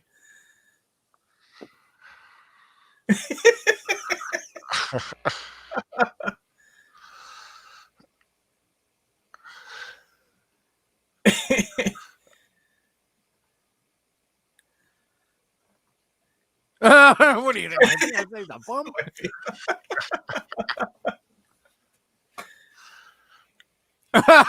And yep.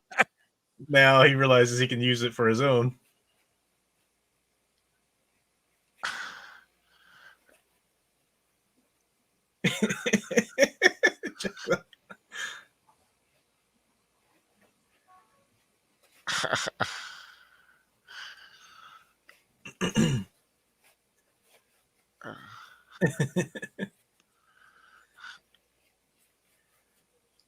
And she's off bourbon.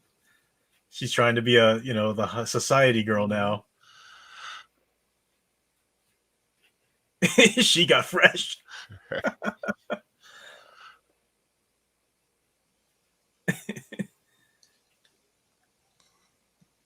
Wolfton Media says, man, identity crisis much? Gee, I wish I'd been there. That look that Jack Lemmon gives him. I like still pouring the drink out of the hot water bottle. Poor Josephine. Oh no! There he goes.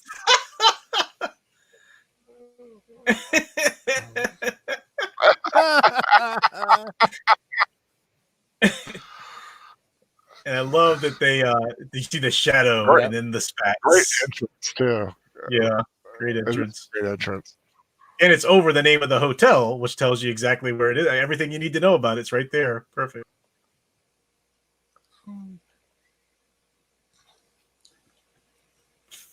Friends of Italian Opera. That's us.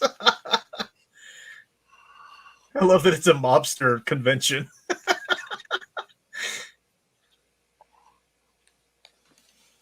That's just too funny. Southside chapter. Now, is that the same police officer from the beginning? From the first one? I can't remember. It is the same one. Okay. The same federal guy. Mm-hmm. You know, this gangster has the coin, like they all got their gimmicks. Little Bonaparte.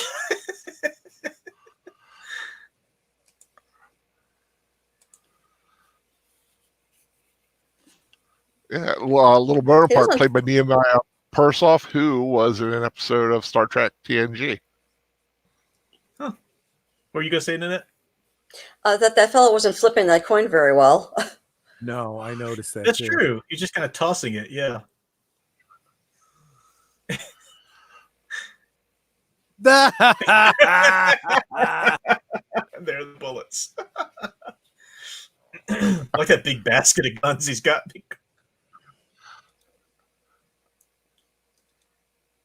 Yeah, she.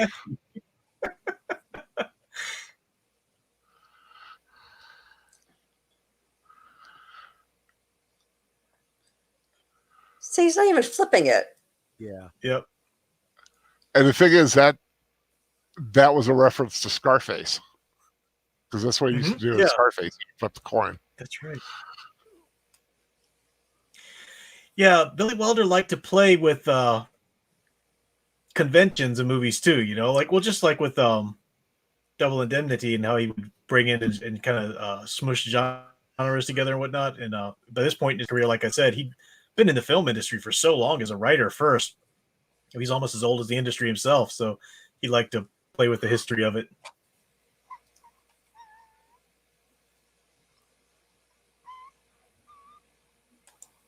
Sleep with my spats on.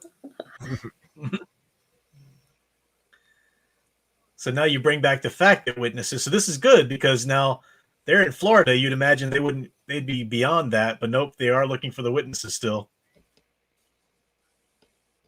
Dig them up.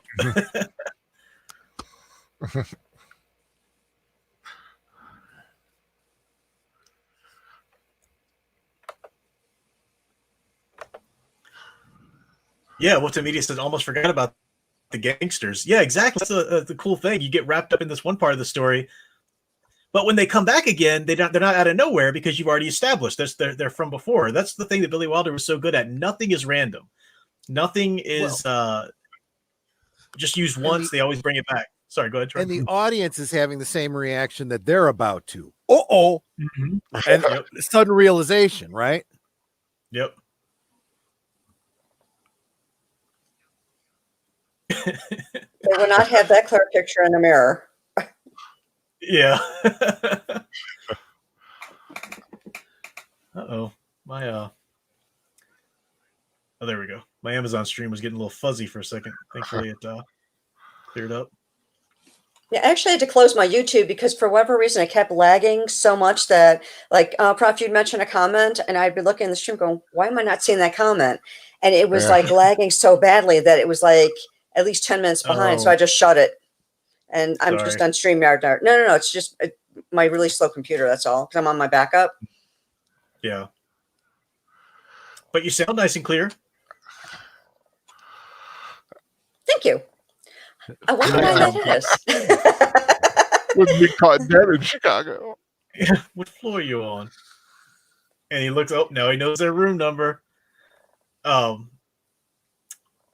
yeah, I think my problem is I've got the nieces are over spending the night, and they were told no devices while I'm streaming. Throttling your bandwidth. And they didn't at all, but I think now it's getting late, and they're like, he's not streaming anymore, surely. And I think they're up there playing their stupid little Roblox.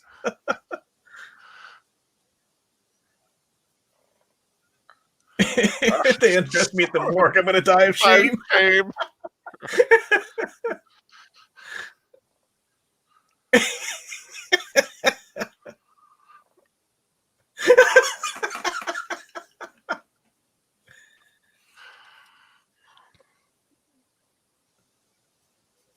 Oh, now he remembers sugar.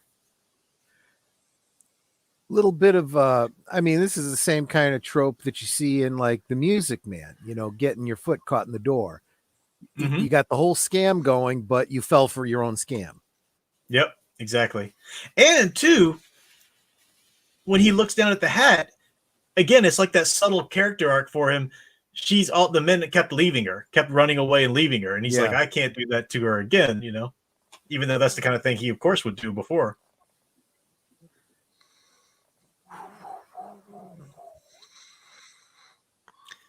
Age of Boomer, not Fortnite. They're Roblox fans. Ain't gotten into Fortnite. What's Roblox? Roblox. It's like Second Life, but it's all blocky and like Minecraft, but I don't know. It's some bizarre thing that's all the rage today with them anyway. Something them kids like to play. Yep.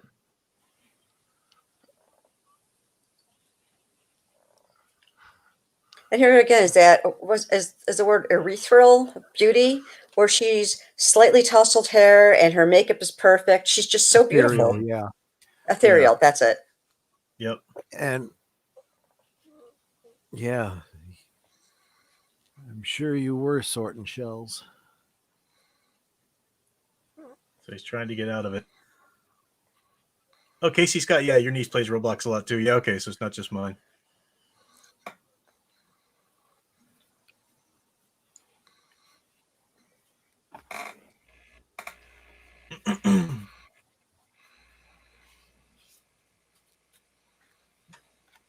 And you can't help but to feel sorry for her, right? Because again, that's what happened to her every time.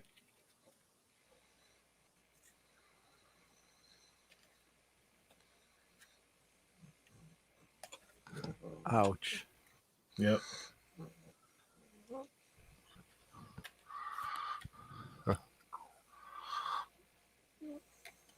Oh, Arcade Burns Roblox for a second. I thought you were talking about the heavy gunner chef for who rhymes on G.I. Joe. Yeah.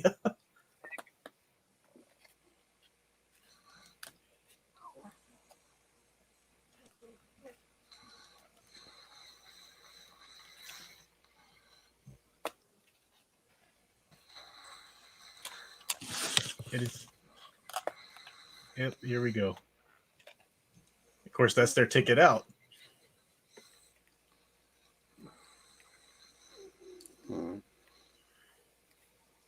that bracelet was going to be their hawk in their way South America.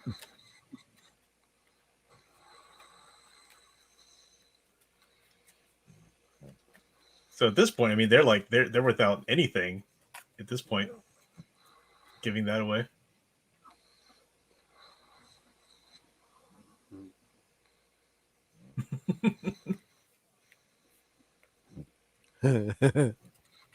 Roadblock. That's what it is in arcade Burns. Roadblock.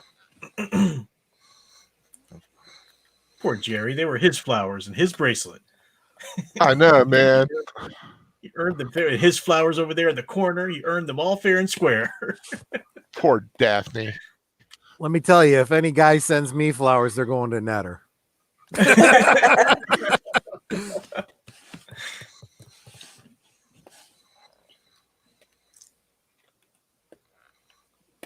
A little tear in her eye.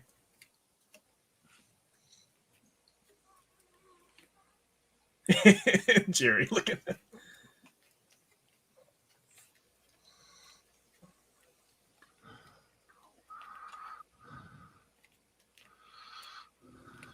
Wow. Yep. Yikes.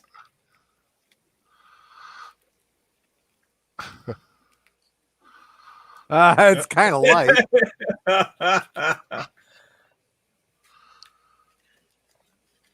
Where's my bracelet?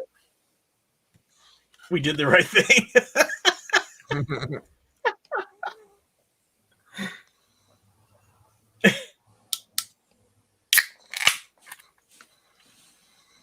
Somebody just opened a Diet Dr. Pepper. Yeah. I figure it's either the prop or Troy. And I noticed that Troy's drinking it now too. Good man. Yeah. It's the sweet one. Well, he's always liked Diet Dr. Pepper. It's just a matter of if we can find it in the store when we go, or we end up with A&W. You're a root beer man? Yeah, Diet A&W is caffeine free, so if I don't want caffeine, I switch to that. Oh, okay.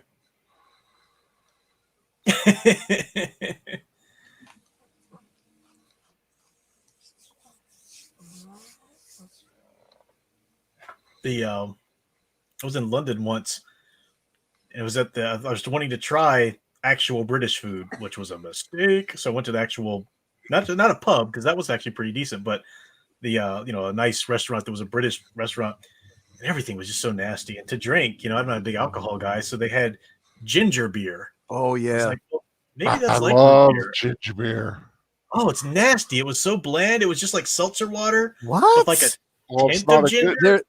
Then it wasn't a good ginger beer. Ginger beer should burn a little bit. Oh no. Yeah, it should burn good. No, it wasn't alcoholic. It was supposed to be like a root beer or something. So maybe it was the non-alcoholic version. No. Ginger beer is non-alcoholic, but it's okay. It's very it's like ginger ale on steroids. Yeah, it's like ginger ale. When I have it, it burns my throat. And in fact, if you have an upset stomach, it's good to sip the ginger beer, and it takes care of your upset stomach. I always keep a 6-pack of it in the fridge, and because when my stomach gets icky, that's what I do with ginger ale here in America, but that's nice and sweet. Well, ginger beer is like it. It's just a little bit more gingery.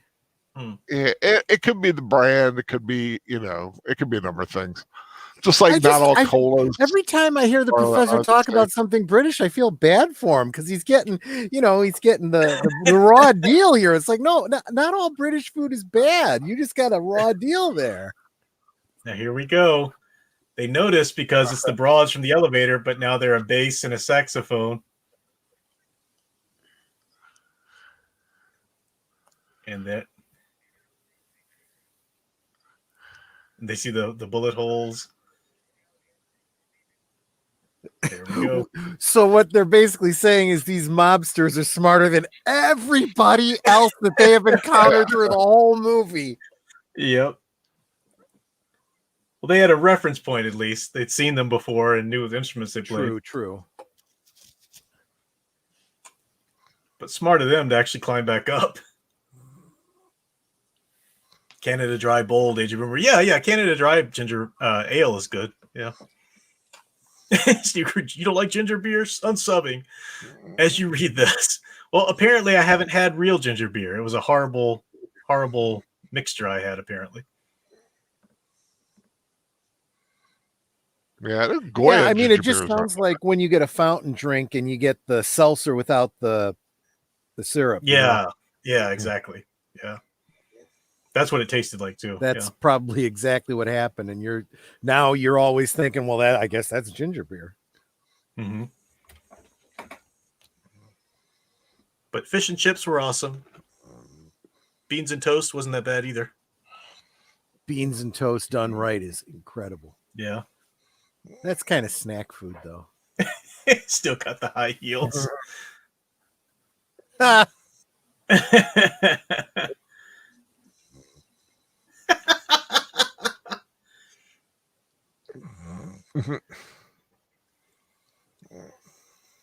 Why didn't he take shoes too? That's silly. I know.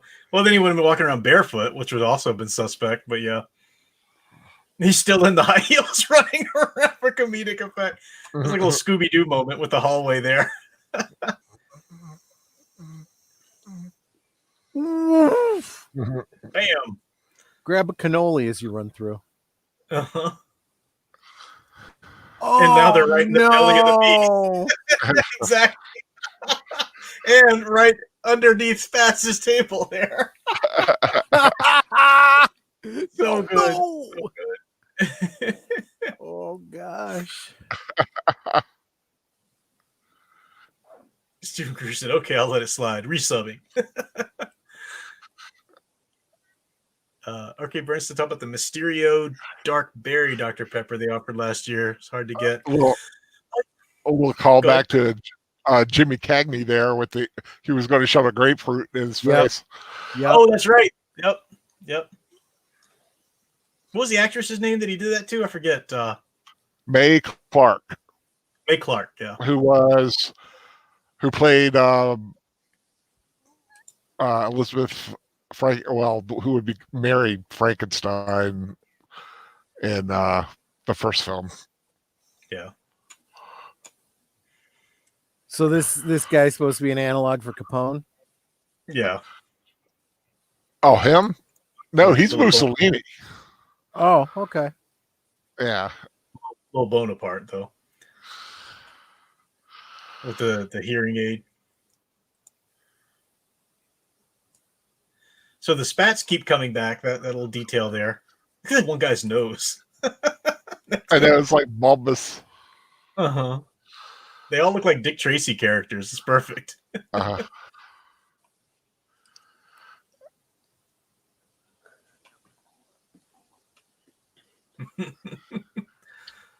So that's even more terrifying. And they're running from terrifying gangsters, but now they're in a room with the gangsters that the terrifying gangsters are afraid of. Now, the guy smoking who's getting into the cake is Edward G. Robinson Jr. Oh. Yeah, the son of Edward G. Robinson. Yeah. Don't get any blood on the cake. I promise to bring back a piece for my kid. Oh.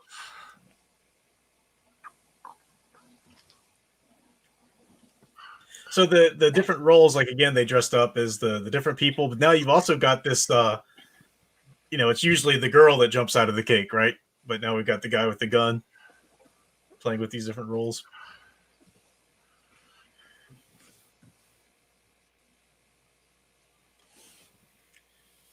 And you see that Spats knows what's going down the whole time. Yeah.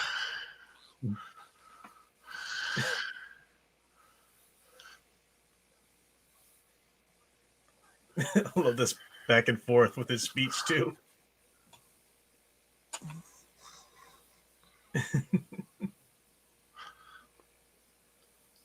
And Nehemiah Perstoff, also in a great episode of Twilight Zone, where he plays the German officer who's on the ship that he sank. Oh yeah, he's in a time loop. Yeah, right. Yeah.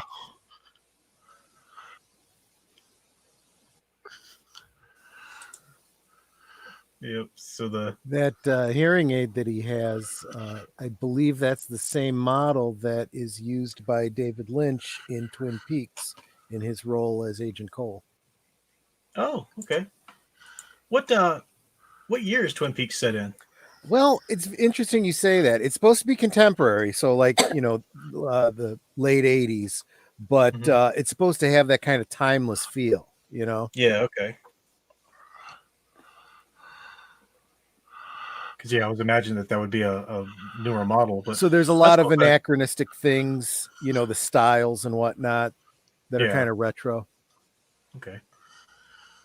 Now he knows right there. He knows, and his poor doofus henchmen don't. No, they're singing and happy. Would not want to be the gangster sitting next to him there. I was thinking exactly the same thing as I saw this coming. And just like Toothpick, he from a little bit of life in him too. I think I would have ducked. Yeah. And I'll tell you, if I was the guy, that one right there sitting right next to him, I would have excused myself early to go to the bathroom. Uh-huh. You'd hope the guy had good aim and knew you weren't with him. Right. Now, exactly. If they had stayed at the table just a little bit longer, the police would have been there and they couldn't have done anything.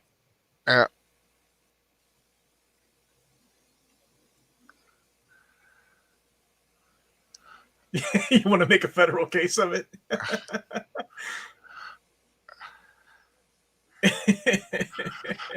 It's murder. It kind of is a federal case. Still got his heels on. You got to give it to Jack Lemmon. He can move in those things. He must have learned eventually. And again with the elevator bit.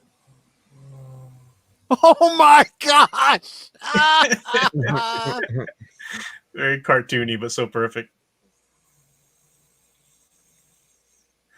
Archie Burns says, and now I'm thinking of that Clone Wars episode where they introduced a cabal of Hutts that looked like old gangster actors, like Pete. Yeah, that's right.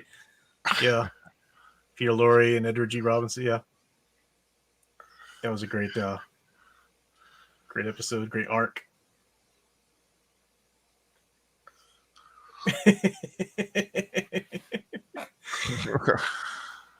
So again, the repetition of it. Jack Lemmon's idea first. Joe says, no, that's stupid. We can't do that. And then Joe has to go along with it and bring it up again later, just like going down there at first. Now it's to elope with. See, the one upside here is that the guys that knew who they were just got shot. So they can pull the switch back into the women outfit thing. Exactly. And I love this scene. I love when Josephine kisses her. And then Sweet Sue, Beanstalk!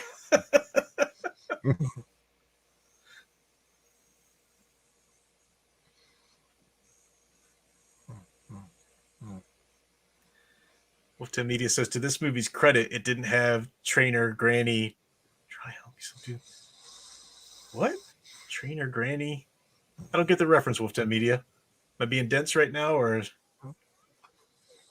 You guys know what he's talking about there? I'm sorry. I need a little bit more there, Wolf 10 Media. Something's getting lost in translation. It's hard when you do these rewatches. Yeah, I don't even get that. Your brain power is so divided because you're following along with the movie. If you're like me, could he mean tranny granny? Oh, gotcha. He's making a boat trip reference. Oh, boat trip, gotcha.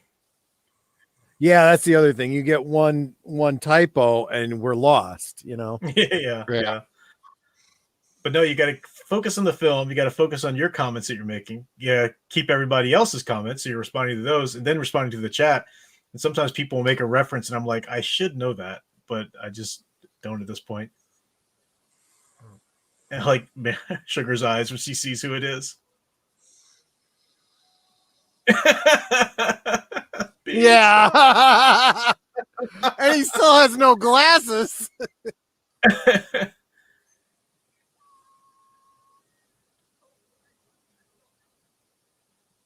And now she knows. She gets the recognition. I like that they see, that's the thing for screwball comedy too. You've got this really dramatic arc there that if this was a little bit more of a romance story, they'd have played up a lot more, but you don't want to do that in a screwball comedy. You got to keep it light, keep it the focus on the chase and the comedy there. Right. And suddenly that's all you need for Marilyn Monroe's character to get it. You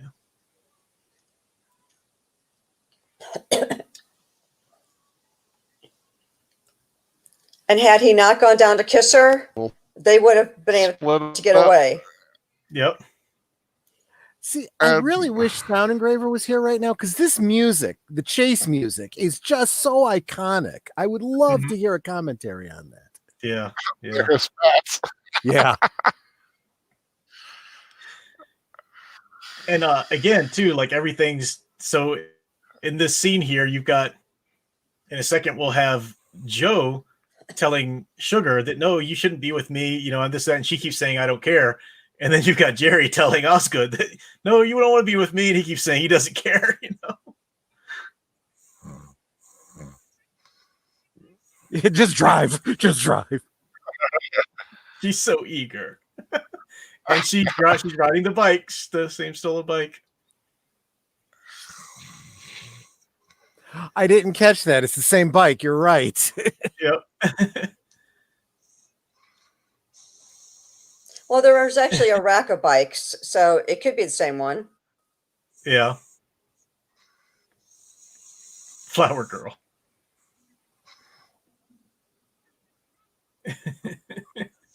Yeah, just get away and deal with it later.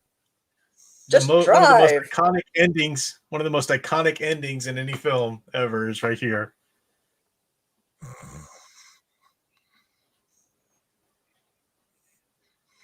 And he's really trying to do the selfless thing here for once and talk her out of going with him. But because he's changed, she wants him.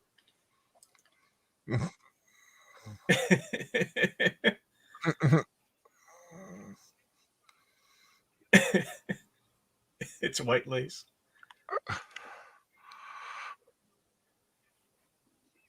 That's for sure. They're not built the same way.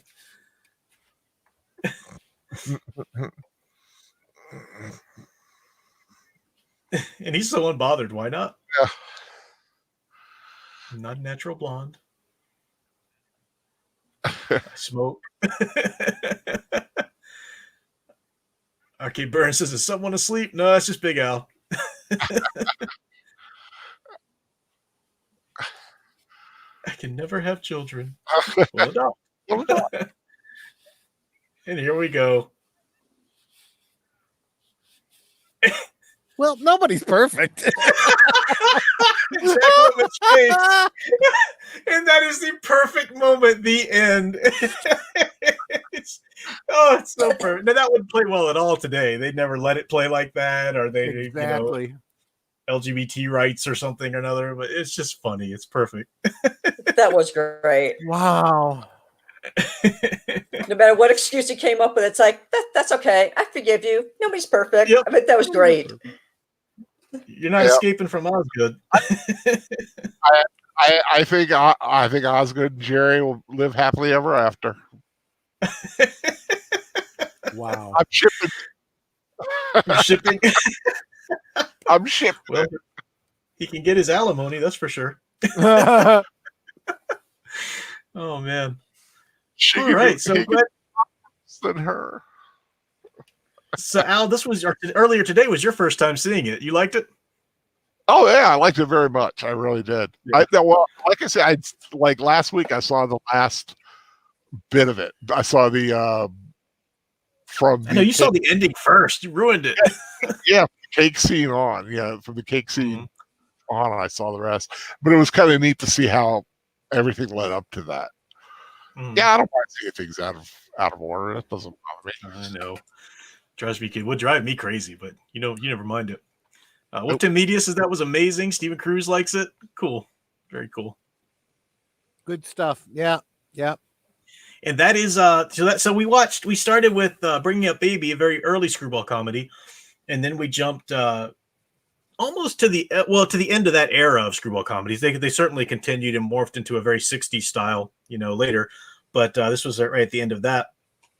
Next week, we're going to do, like I said, All About Eve, starring Barbara Stanwyck, Preston Sturges film. You mean really great? The Lady Eve. The Lady Eve, All About Eve. That's a different one. Yeah, sorry, sorry. The Lady Eve, All About Eve is a Betty Davis, Marilyn Monroe, very very different film. But no, The Lady Eve with Barbara Stanwyck's great, very funny, very similar to this in some ways in terms of like different identities. There's no cross dressing or anything, but well, really no great. That's an earlier film. No movie's perfect. What year was The Lady Eve? Let me look that up. 1941. Yeah, 1941. That's right. So that's right around the same time. Yeah, because Bringing a Baby was 38, so it's around the same handful of years there. So yeah, we're gonna do that now. Then I don't know. Let me pull up the calendar here. So I want to start the Universal Monster movies on September 6th. So if next week is The Lady Eve, we've got 2 weeks there to play with that I don't really know what we'll put in those yet. But no, not the 6th, the 1st. Okay, that's what I was going to ask you about because I'm You looking are at the not 6th and I'm making going, these- that's a Sunday. Yeah, sorry.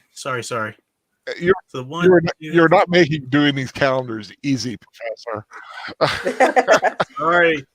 8, 9. Okay, so that's 9 films that we'll have before Halloween. And let me count up the ones I wanted to do in my mind.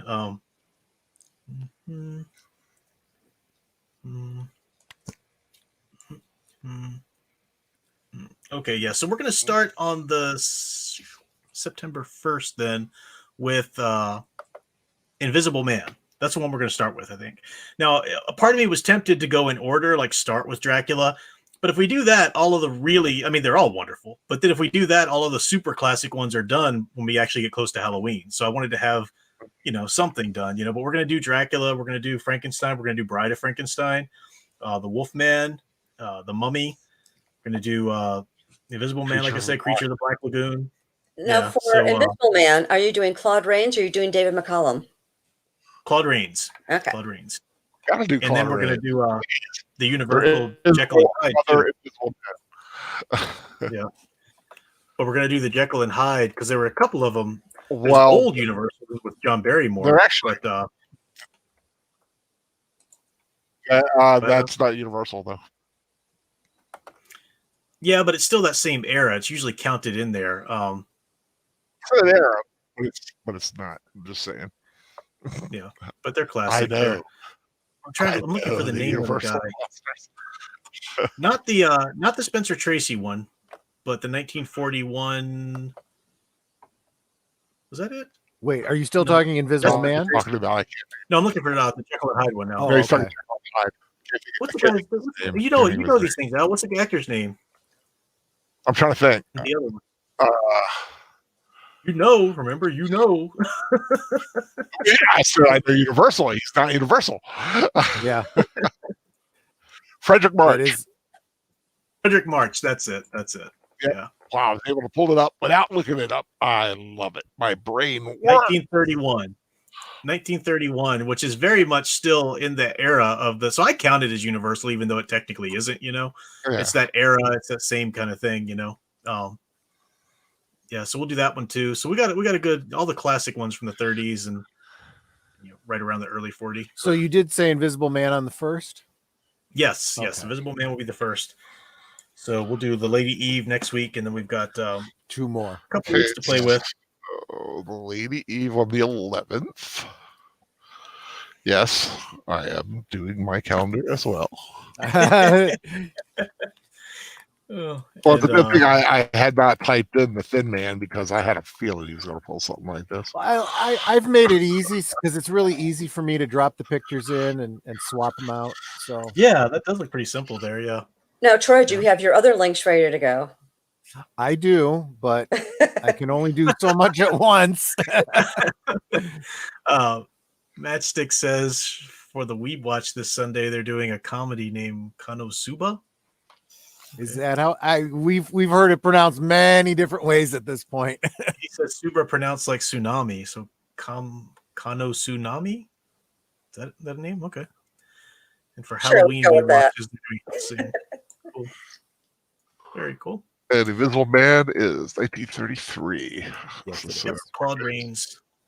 Yeah. Claude Rains is absolutely perfect in that role. We might, because we do have like 1 or 2 slots to play with once we get through all the iconic monsters like that. We might do the Invisible Man 2 with Vincent Price, which is pretty good too. But we'll see. Nice. It's the Invisible Man's Revenge, I believe. Yeah. We've got all of those on DVD, which means we me probably too. will have to keep asking for timestamps. Well, I'll be watching them on DVD as well because okay. I got the versions when it was after Hellsing came out, with what's his name, the guy who did the Mummy and Wolverine played as Hellsing. After that movie came out, they released all these collector sets of the Universal Monster films, right? And they was each one had a box set with all of the films in the franchise. So like the Dracula one had Daughter of Dracula, Son of Dracula, Dracula's Castle or House of Dracula or whatever it is, and the Spanish version, which is definitely worth the watch. Don't pass up on that. It really is. The guy playing Dracula is a little hammy and over the top, but the rest of the actors are really, really good. It's a nice, it's very. And the gal playing Mina was wow. Carlos Villegas and Lupita can't think of her name now.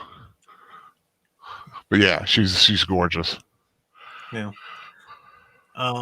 So that's that. So you guys got anything closing comments before we get to what's coming up next? Nope, I'm ready. All right. So do join the Facebook group if you're not. That'd be great. I think everybody here probably is already. But on today's Tuesday, so tomorrow nothing.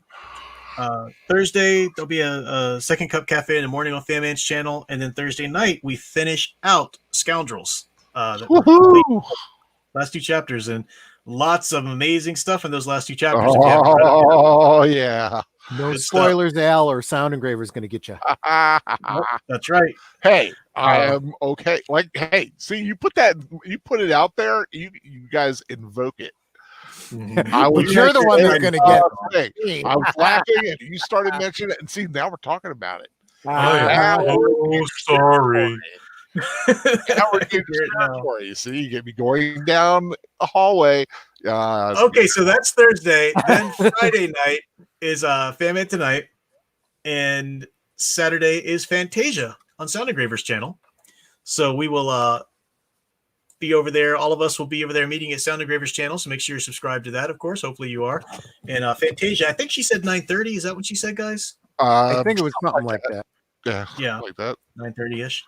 So yeah, Sound Engraver at 9:30. Fantasia, which will be a lot of fun. She'll be talking about the music, and I'll be talking about some of the mythos and whatnot, and it'll be fun.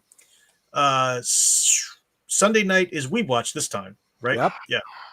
Oh, but every alternating Sunday. Watch a weeb.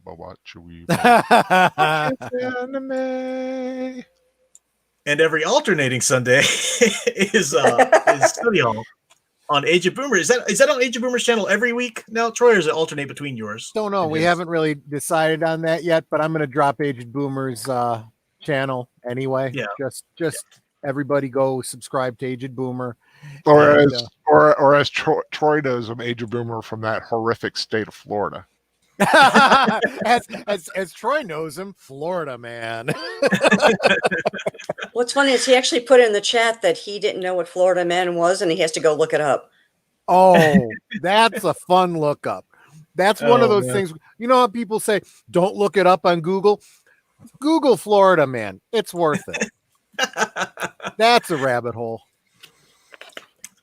Who's asking about Fantasia? Yeah, so the classic Fantasia Arcade Burns is what we're doing first, and she said she might do the 2000 one later or something. Or I don't know if she meant the same night. Probably not the same night, but yeah. That would be be the classic one. Rewatch. Yeah.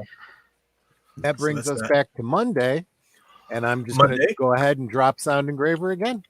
Exactly. Also, Sound Engraver, her I don't know if she's still calling it Coffee Break, but she's going to call it something. Her Monday night live streams, and don't know exactly what she's got planned for this Monday, but they're always fun. So definitely tune into that. Monday Night Music.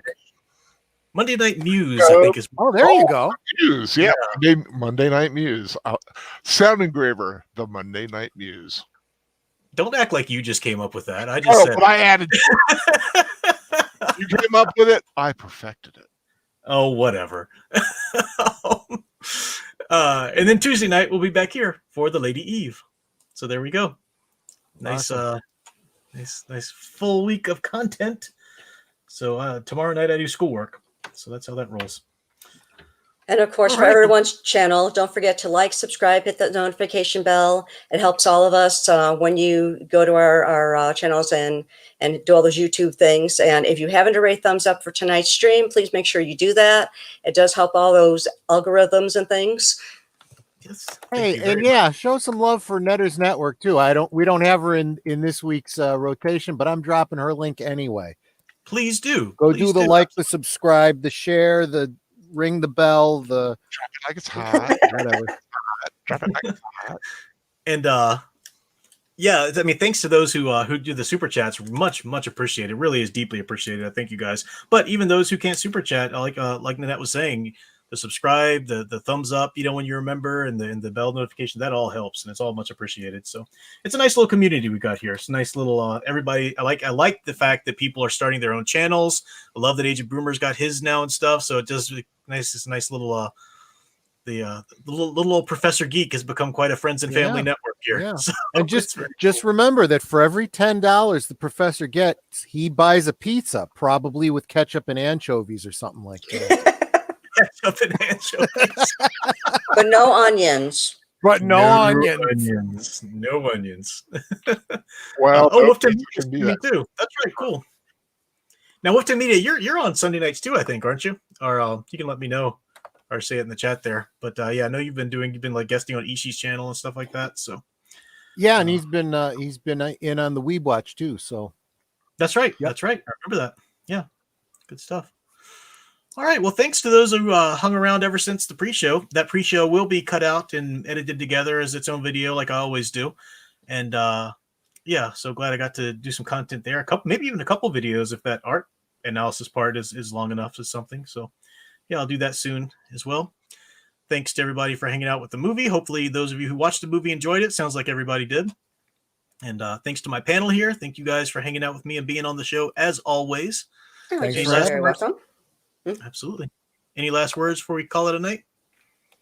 No, just want to thank everybody again for for joining us tonight. I mean, I had a lot of fun. I love Marlyin Monroe. And for those of you who are like, oh, Natter wasn't hating on her, it's like, I don't hate on everybody. Yeah, two movies. And the last one, it wasn't even me. It was just Troy. Yeah, it's true. She could barely even get into the stream last week. So it really was all me. I think they're lovingly ribbing you there. Fair enough. So yeah, cool. Well, thanks for watching, guys. And until next week, keep enjoying and digging deeper into the stories you love. Bye-bye.